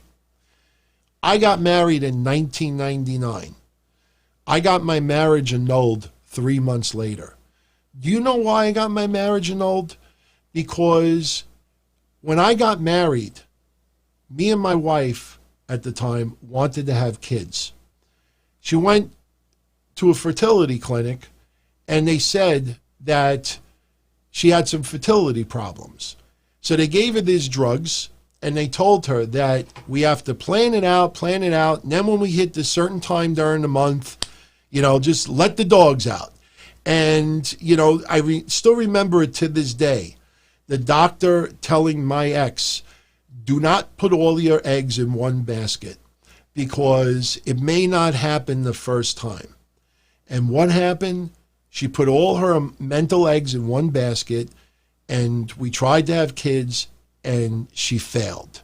And when she went to the doctor, and the doctor said that she wasn't pregnant, she went into this deep depression. And she hadn't seen her father in many, many, many, many years. Her father lived in some trailer park hick area of Florida. And I thought, you know what? As a surprise, I'm going to send her to Florida, let her go see her father that she hadn't seen in about 10, 15 years, did not come to my wedding. And I said, this will make her feel better. And then when she comes back, you know, we'll try again. She went to Florida, and 2 or 3 weeks later, she tells me that she wants me to move to Florida. And I had this conversation with her before we even got married, that I wasn't going to leave my family and friends in New York. I did not want to live in Florida. But because I cared, and we were married, and because, you know, this was like, you know, she lost it. Emotionally, she lost it. I said, all right, you know, if I'm going to move to Florida, then I want to do this the right way. I have to get an insurance place in Florida, and I did all these things. And I went to Florida like 2 weeks later, still hadn't set anything up and everything, and I expected her to come back with me, because we were going to plan for a few months to get everything together, and we were going to move to Florida. So I went down for the weekend 2 weeks later, and I met her father for the first time, and the first words out of his mouth is, oh, so you're staying in Florida? And I just was like, oh, well, I got to set up shop over here. I got to transfer my license, find a business, this and that, blah, blah, blah, blah. And that night she said to me, she goes, I don't want to go back to New York. I want to stay here. And I ended up flying back to New York by myself. And 2 weeks later, it was basically that I had to make a choice, one thing or the other. Bottom line is I got my marriage annulled. She stood in Florida, and that was it. So trust me firsthand, she at the time she was 22. No, she was 24, and she couldn't have kids right away. So there ain't no guarantee that somebody could have kids anytime they want to have kids. Now, the funny thing is, her staying there is the greatest thing that ever happened to me, because looking back on it, she turned out to be some psycho bitch that's been married like 3 times already. She's been able to have kids, because once in a while, like one of her old friends, because I have her blocked on all my social medias, I want nothing to do with her. She wanted to get back once, and I wasn't interested. You all know the story. I won't share it here. But, over the years, once in a while, one of her friends will send me like a Facebook friend request, and I don't know who it is, and I think it's somebody I went to school with, and I accept it. Next thing I know, it's her. I mean, it hasn't happened now in about 10 years. But the thing is that I know firsthand. I tried having kids in 1999, and she couldn't get pregnant, and she lost it. She just totally got fucked up.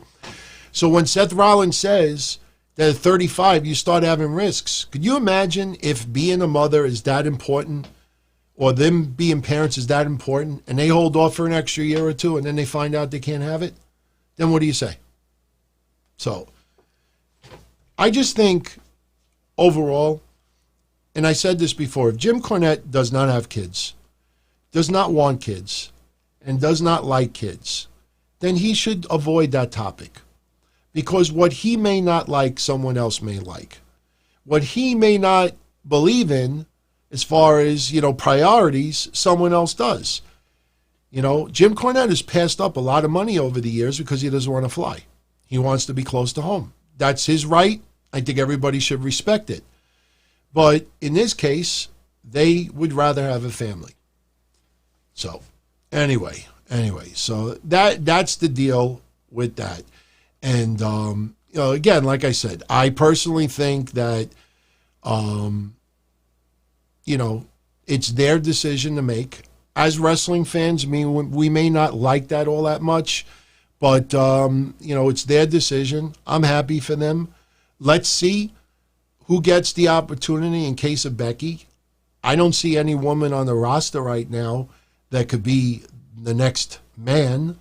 I think even if Ronda Rousey would have come back, Ronda Rousey is a badass.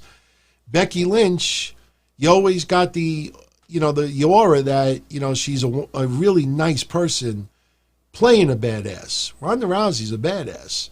So I don't know if anybody will ever replace Becky Lynch, but at least that cloud, as far as Becky Lynch holding people down that a lot of people have accused her of doing, which is really WWE of doing, now you don't have that anymore. So let's see what they do with Asuka. Let's see if Asuka's just holding that belt warm for Nia Jax. Let's see if somebody comes up from NXT that really turns it up a notch. Let's see what happens, But and let's see, if Becky Lynch does come back down the line. There's no guarantee, and I don't think many of us, are in that position to predict or guess or know what's in their heads and their hearts. So anyway, Thunder or Blunder, who or when was the first time I've seen someone blade on television? Well, I could tell you this much. When I was a kid and I was introduced to wrestling for the first time, I watched it only on regular television. And I only got to see it when I was at my grandmother's house. And you never saw blood on television. WWF back in 79, when I didn't even understand what wrestling was yet, if there was anything really with blood, they put a red X on TV. So you really never got to see it. Probably the first time that I really did see someone blade. There's a difference. You saw people bleed, but you never saw them actually blade. Now, when I always think back to Snuka Morocco, when they were doing Buddy Rogers' Corner, and Morocco came out to do the interview with Buddy Rogers, and then Snuka came out for his match against Don Cornudel, interrupted, Morocco, he's got the nerve! And when you go back and you see when Morocco hit him with the microphone, you could see Snuka going like this, and you realize years later that he was blading. But the first time I ever seen somebody intentionally blade on TV was when John Sassel got smacked from Dr. D. David Schultz. When I think it was Eddie Mansfield that went on TV and said that red is green, and he bladed on television. And that was the end. That was the end of... I think it was Eddie Mansfield. So I think that's who he was. Who's asking me about the triple cage? Christopher Favre. If I had to bring back the WCW triple cage match, how would I update it so it would not suck? Very easy. Who's in the match? Who's in the match? I would make it a little more simpler. Triple cage is kind of hard, because there's so many levels to it. But man, if you did a triple cage, I know it would suck pre-recording it, but man, if you could pre-record that and edit and kind of put things together like Money in the Bank, that could possibly turn out to be something special. But the triple cage, I think if the participants in the match are people you really want to see go at it, I think... that's a home run right off the bat, because if the people in the match are some of your favorites and they're good at what they do, look, I'm just using random names, but if Kevin Owens was in it, if, some of the other wrestlers, AJ Styles was in it, Nakamura, you have maybe some older guys, those guys I think would be able to handle themselves quite well in something like that. So I think it's more the participants than anything else. But a triple cage is hard, man, because that's like one level too many to have to go through. But, Money in the Bank, when they were going on the different floors, because it was edited, it was all put together really, really well. But, that's what I would do. Thank you, Anthony. He was reminding me before I was saying Chipotle. Wrong. Larry Rovers, do I have a go-to meal or a snack for pay-per-views? Well, now and I know some people get annoyed when I keep saying keto, but if you follow me on Twitter, you'll appreciate a photo that I put up either tonight or tomorrow if you've never seen it before. And it's a side-by-side photo of yours truly over the last bunch of years. And, the results have been pretty good so far. Right now, because of what I'm on, I love eating almonds. I'll eat almonds during a pay-per-view. There are two types of ice cream that I can have. One brand is called Rebel. Another one is called Enlightened. They're actually pretty damn good keto ice cream. It's pretty awesome. I love eating provolone cheese. Now I got into this stuff called summer sausage that I love eating. So those are my go-tos. I also have like cheese, like just dried out cheese, like dehydrated cheese. I enjoy as well. I have this fake pizza that I could make. It's made out of almond flour. I also, if you remember on March 27th, that birthday cake that I ate, did I have that on the show with the one chip challenge? I don't remember if I had that on the same show, but I have this cake that I can make, and you mix like an egg in it with water and stuff like that. So that's pretty much what I have. If I'm really, really careful with my carbs, sometimes I'll make a salad and I'll put I like having like a wedge salad. It's lettuce, sliced like steak, bacon, blue cheese, cucumbers, tomatoes. You want to put a little hard-boiled egg in it. It's not so bad. Why is WWE afraid to let stars organically grow cassette classics? Because they're trying to strike lightning in a bottle quickly. And the problem is when you start pushing a certain narrative, some people get left behind. And you could, try to convince people over and over again that you're trying to do things different. Vince just had the fucking conference call about building some young stars, and that's why the ratings are low and this and that. But meanwhile, if you look at SmackDown, a grizzled young veterans promo tonight, not grizzled, the Forgotten Sons. I keep mixing up two. Forgotten Sons of bitches. Oh, because we had blood on our hands, now you're going to have blood on your hands. Go fucking find another type of job. Those three guys look like aces and eights. They could talk nasty and this and that. I'm sorry. They just don't entertain me. They didn't entertain me in NXT. And the only reason why I think they're on TV is because the Usos are hurt. They had to put a tag team on there, and they chose to use them. It's not working. Austin Theory, they're trying to really hotshot that guy, but unfortunately, though, you really can't pull the audience because there is none. So they tried the women's revolution. They insisted that women have an equal playing field, and the men's division suffered dearly over it.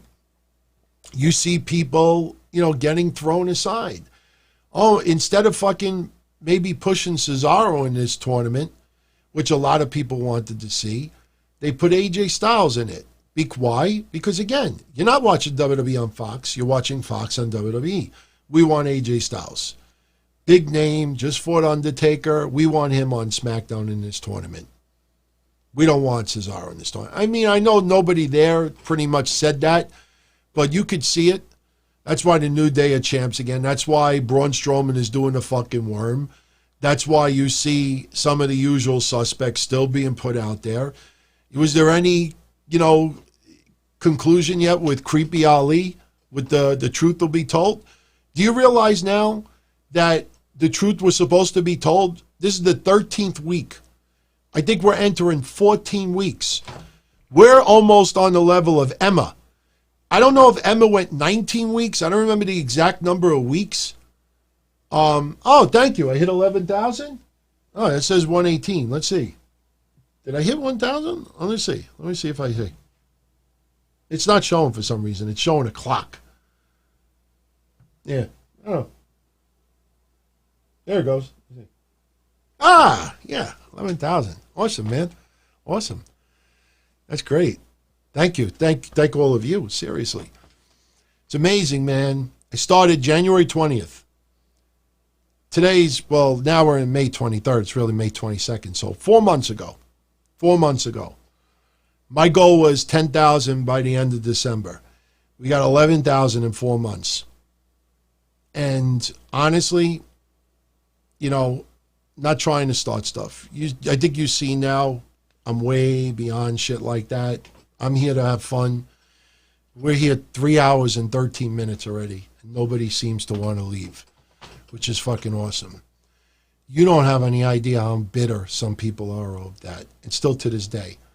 That's why when you notice, even yesterday, almost trying to beg people to come join me on Twitch to watch AJ do that beautiful artwork at Shad Gaspard. People were so into paying tributes to Shad Gaspard. No, they'd just rather sit on Twitter and talk about Matt Stryker donating his sperm for a Fox TV show. You see where people's true hearts are and things like that.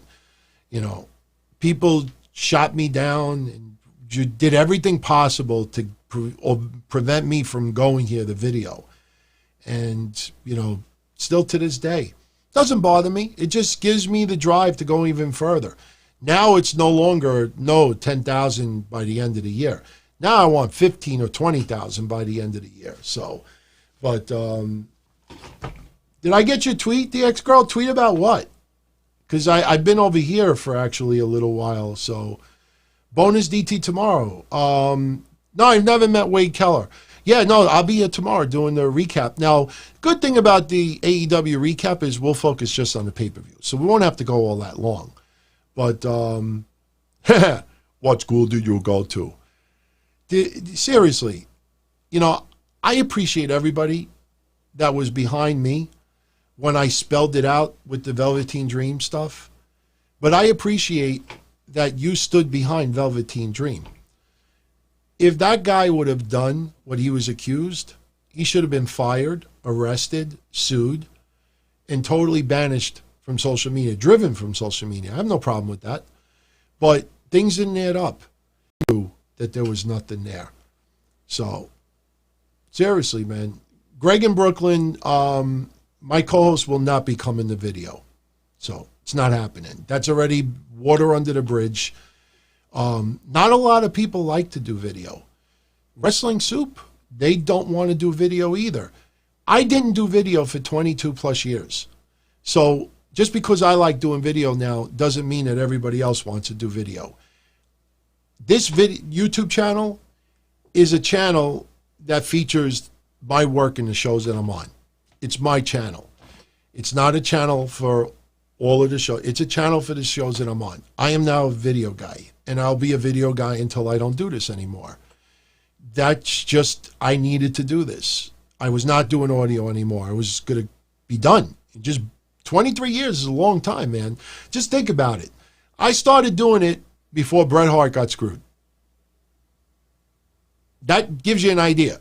So what I don't like is when I want to progress and I want to do more and I want to do good and I want to have fun and I don't want to be controversial. I don't want to be PC, obviously, but I want to be me. I want to be straight up and honest, and I have to feel guilty for that. That's something I'll never accept. So, yeah. So it's cool, man. It's cool. You know, I always use the phrase "misery loves company." You see on social media, my social media sometimes is a quite lonely place. And honestly, just like AJ said yesterday, as he was drawing Gaspard, he is very selective of who he socializes with. And I do consider myself an introvert when it comes to social media. You know, I don't need to write the catchy one-liner tweet that gets 300 likes. You know, that's just me. So other people, they need that to feel relevant, to feel important. You know, like I said, man, I will always welcome advice, welcome opinions, welcome from anybody for the shows or real life. But it's a hard sell. It really is. And I've realized that now. It's a hard sell when people are trying to give me or give others real life advice. And yet they're so insecure they can't show you what they look like. You know what I mean? It's like if you don't love yourself, you can't show yourself. And I bring up this again because earlier. Let me see if I could pull it up again. I have it right here. Let's see. I got it right here. Let's see what I got. Here it is. Yeah, here it is. All right. You look over here. All right. Here. Oh, I just had it. Oh, hold on. Take me 2 seconds. Here we go. All right, I got it. Look at this. All right. That's from the Zoom cast tonight. AEW Zoom cast. AEW Heels. Now, I'm not going to be an asshole right here.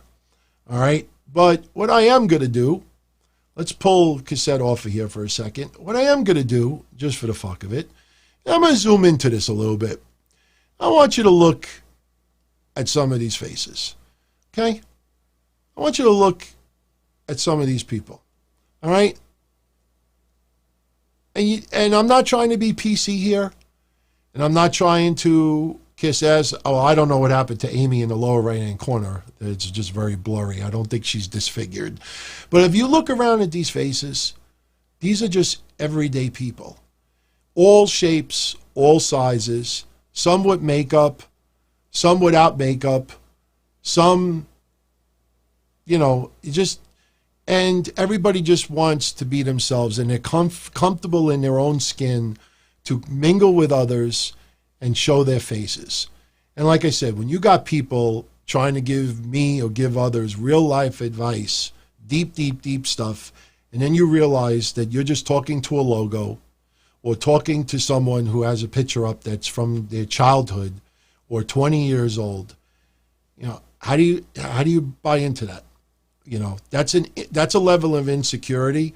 I could see if this was 1998, where nobody had a camera phone, and it would be very, very difficult to upload stuff.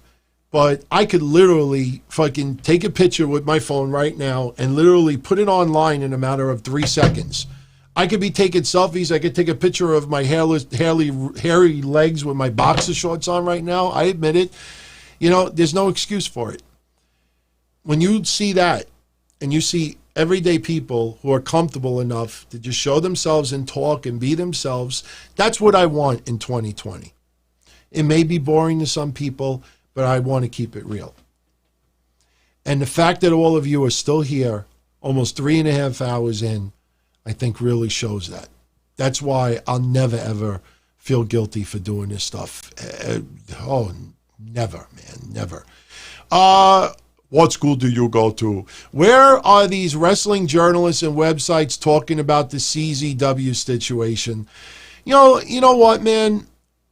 Are you talking about the situation of them like renaming the titles of the events? Is that what you were talking about? And his name, for anybody that's listening to the audio, his real name, well, it's not real, but the login name was, what school do you go to? But seriously, oh my God, Muhammad, he's listening right now, watching 7:26 a.m. in Sweden.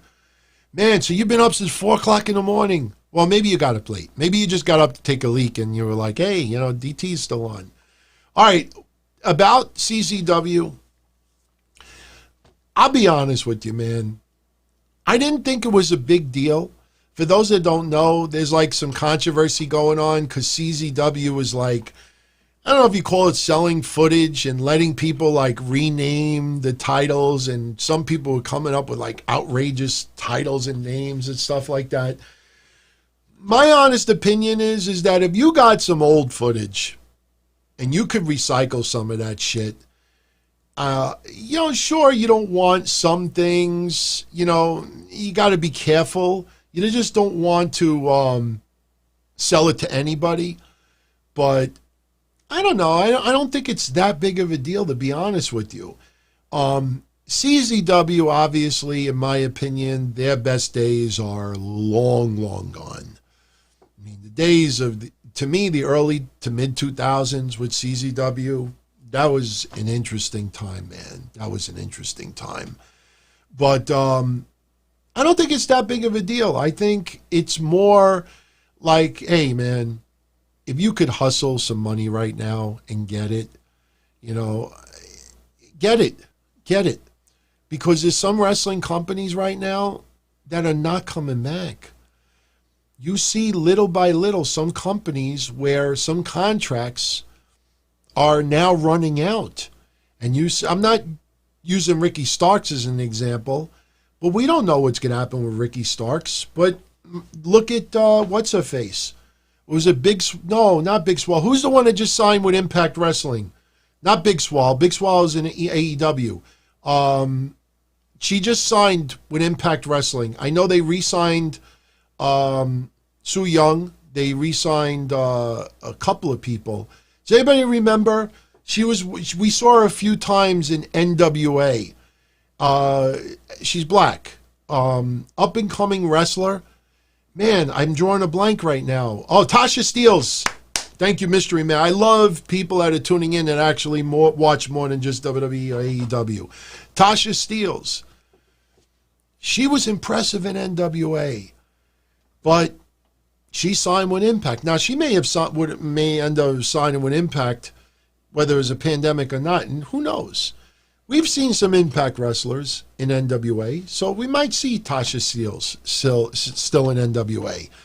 But, the longer you go away from a company, you might find an opportunity somewhere else. There's going to be some wrestling companies that are never going to come back, or they're never going to be what they used to be. Ignore this dumb shit online. WWE may never have house shows again. Whoever wrote that, seriously, I don't even want to say. Just stupid. Just absolutely stupid. That's clickbait, doom and gloom stuff. Like that's someone that literally, if that was the author right there, that would be us kicking him right in the fucking head. Seriously, whoever wrote that shit. So, but it is what it is. So, and the Matt Striker thing, look, they have this TV series on Fox called Labor of Love. Debuted yesterday, 909,000 viewers, I think it was, and that is considered another disappointment. All I know about this series is that there's a woman that's 41 years old, and she's got 15 men, I think, that are willing to give her their sperm, their semen, to make a baby.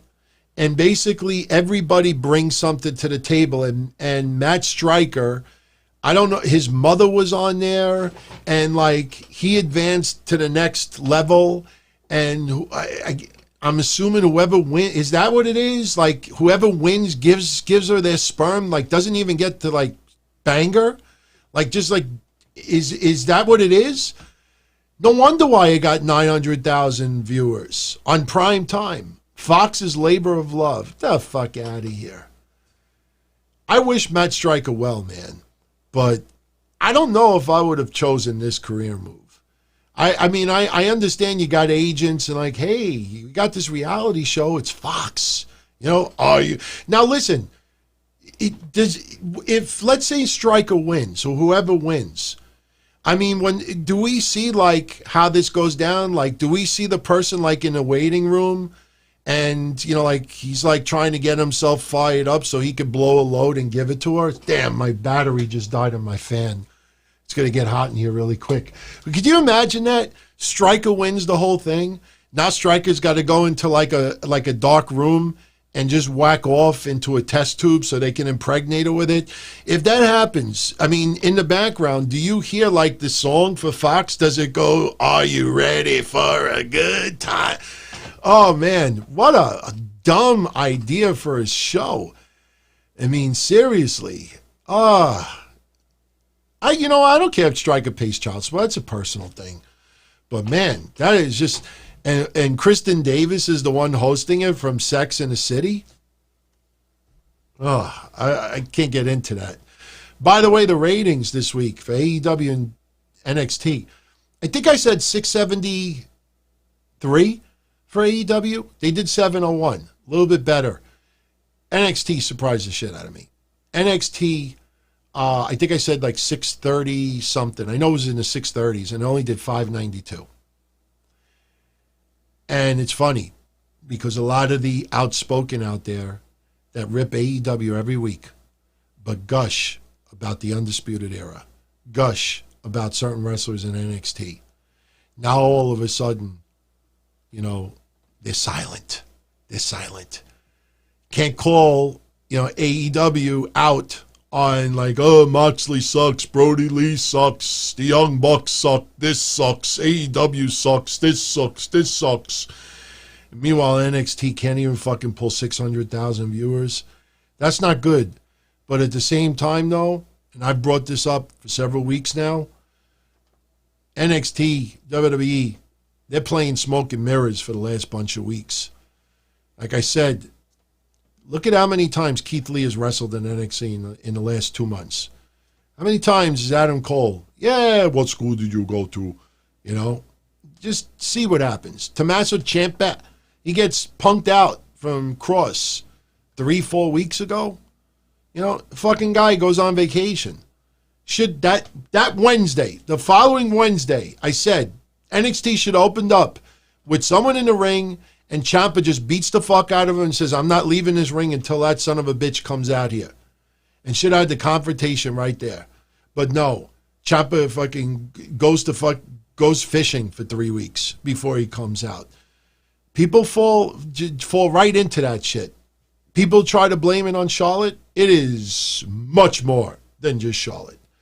Lot of smoke and mirrors, man. Lot of smoke and mirrors. WWE sees that. Plus, and I think this is the number one thing, and Cody said it in a conference call. Cody did a conference call a couple of days ago, and he said a wrestler's worst nightmare is silence. Dead silence. Wrestling is more enjoyable with noise, crowd noise.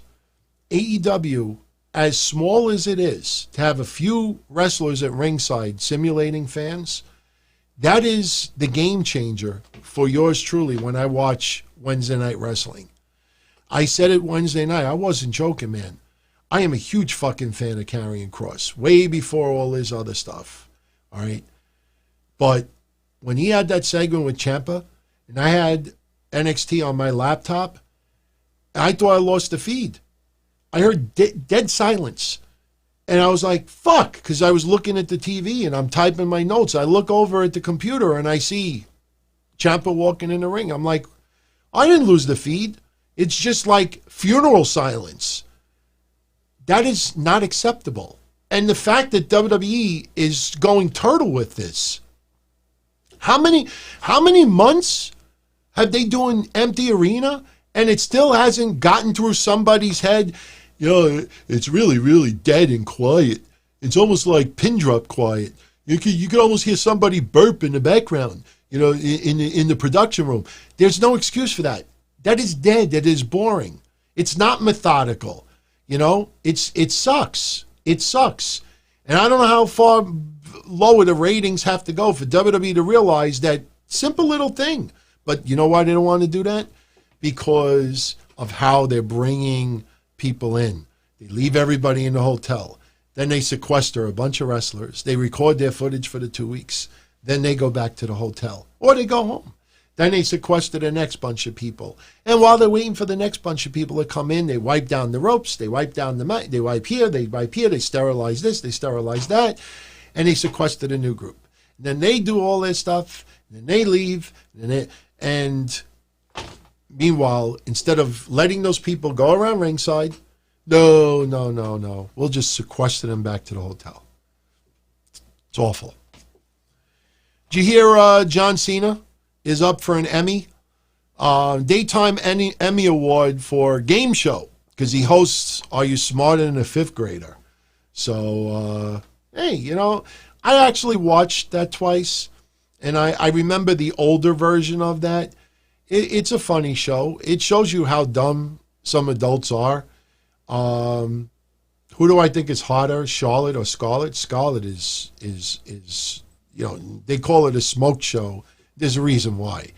She's arguably maybe the hottest female in WWE. You know, she's very attractive. Charlotte is not bad either, but if you force me to choose between the two, it's not even close. It's not even close. Let's see. Anything else we want to get into? So tonight on WWE, we had AJ Styles beating Nakamura, as I said earlier. Fun match, but nowhere near what we see on TV. Again, it felt like a match of two guys that are there because they have to be there, not because they want to be there. If you follow what I say on Wednesdays. We have Bayley over Charlotte, which was a little surprising under the circumstances with Charlotte being the NXT champion. Bayley not wanting Sasha around ringside is to add to a little bit more of the friction, even though they were kind of happy for each other after Bayley got the win. To show that she didn't need Sasha. You know, we had some backstage segments. Jeff Hardy, you know, asking the fans to join him for one more good run. Feels like a run that might just fall a little short. But then again, this is Fox on WWE, not WWE on Fox, so you never know with Jeff Hardy. And look, if Jeff Hardy becomes champion again, I don't mind it. In fact, I wouldn't be surprised if they're planning on a Jeff Hardy versus Braun Strowman feud. Never say never. We had the match with Otis and Mandy Rose losing to Dolph Ziggler and Sonya Deville. That knee to Mandy Rose's head by Sonya Deville was nice. That feud is not over. And Sonya Deville, look, we talking about Asuka being the MVP of WWE in the empty arena. Sonya Deville has really done well the last month. Problem is, after the feud with Mandy Rose, where does this go with Sonya Deville? I don't know. Right now, she is feuding with a good friend of hers. When you feud with close friends, you know, they tend to be better than when you feud with just two fellow employees. So they're putting in a lot more extra effort simply because of the closeness between the two. So out of everything, I probably enjoyed Sonya Deville's work tonight more than Nakamura and AJ Styles, believe it or not. Other than that, we had Jeff Hardy beating Sheamus that I was very surprised. Sheamus, they built up him returning, and to lose like that today was a little surprising. Does Sheamus lose stock because of this? No. Sheamus will probably get a little bit of revenge, but if Sheamus gets wins on Jeff Hardy, there's going to be a fuckery involved with it because they're not going to try to rock Jeff Hardy's momentum by starting to get pinned left and right. So yeah, Sonya Deville is very attractive. She is very attractive. And I'm glad that she's really finding it because I think back to the Liv Morgan, Lana debacle, and I remember saying that, when people were saying, they should put Sonya Deville in that role because of the bisexuality. I said, yeah, Sonya Deville just didn't have that charisma or connection that time to really be able to pull it off. Plus, Sonya Deville feuding with Mandy Rose makes 10 times more sense than feuding with Lana. So I'm glad they didn't use Sonya Deville in that. But she's really, really turned it up. She turned it up. So with that said, we just have Braun Strowman beating The Miz, 3 minutes, blah, blah, blah. Not much there, to be honest with you. But, it was what it was. Just an average edition of SmackDown. Nothing really to go home about. But we're going to wrap this up in a moment. Anthony Diaz. Fuck, marry, kills. Here we go. See, I don't know what's your infatuation with me doing fuck, marry, kills with people of the same sex since I'm a heterosexual. But if I was a woman or homosexual, if I had to choose fuck, marry, kill, Matt Striker, Jim Cornette, or Thunder or Blunder. This is an easy one. I don't know what Thunder or Blunder looks like, so I could go with Thunder or Blunder.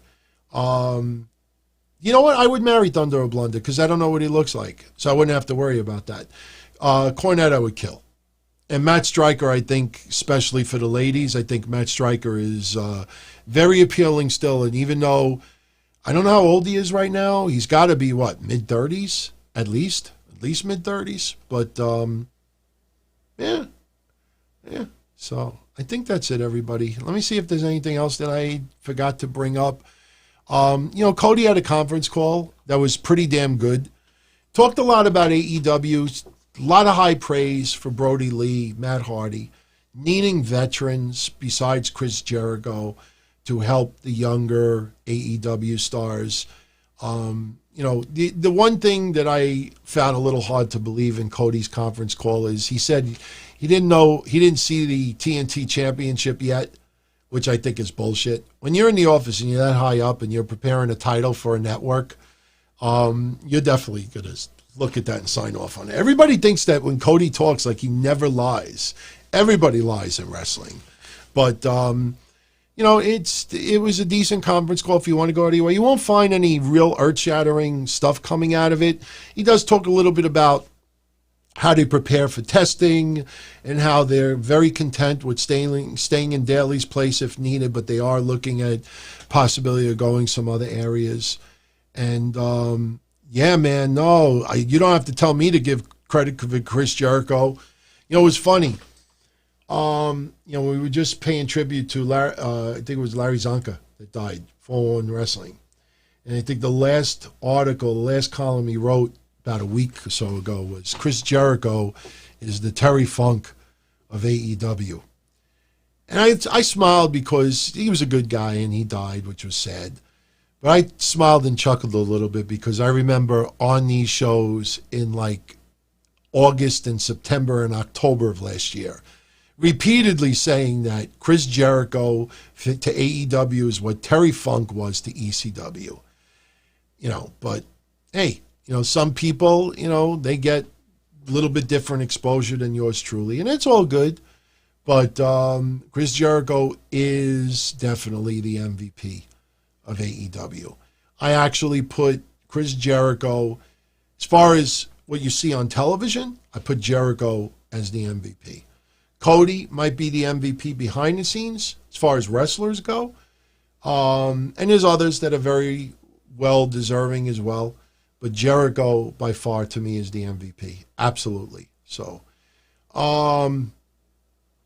David Mota, I already talked about Impact in 60. I talked about it on Wednesday.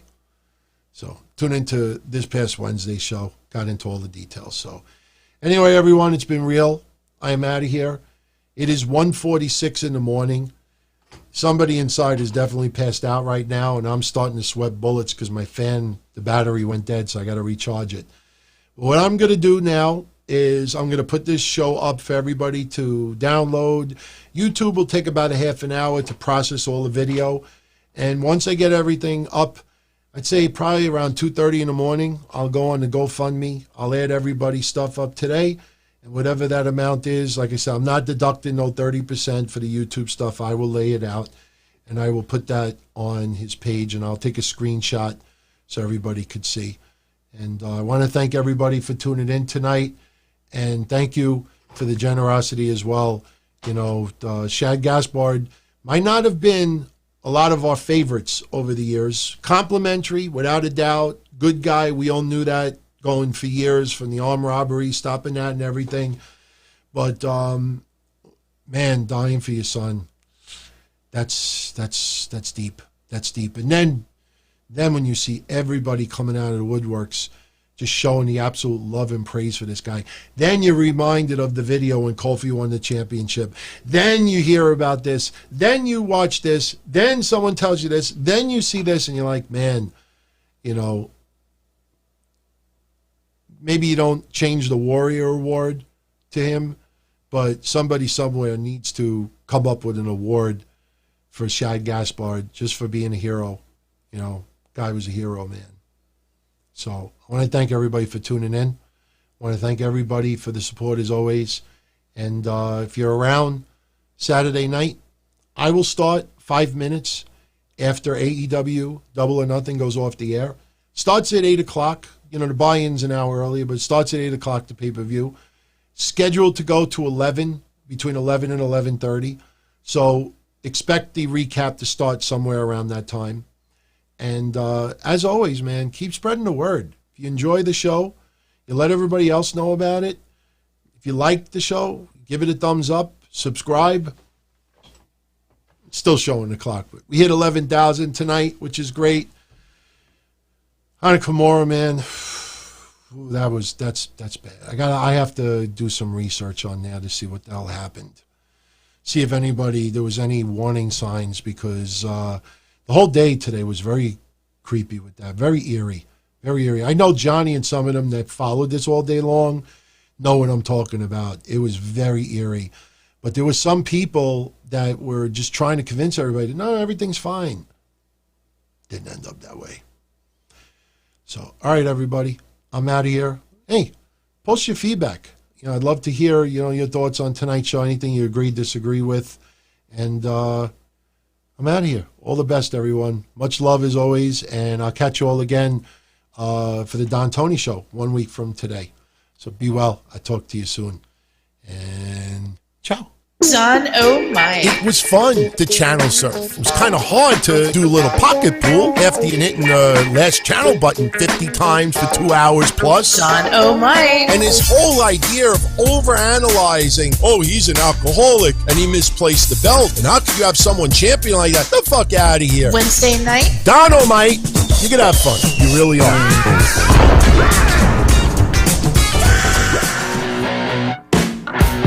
All right, I had to come back one more time. We had a late super chat come in, Anthony Diaz. Wow, 50 spot, man. So do I have your permission for the whole 50 to go to Shad for his family? I know some people out there already disconnected, didn't think I was going to be coming back, but that was very generous of you, my brother. Seriously, I thank you for that. Good at tally. Yeah, thank you. Thank you. Like I said, you know, sad, but you know, Shad's memory will live on through tons of wrestlers, through tons of other people, through his son, through his wife, and all the good.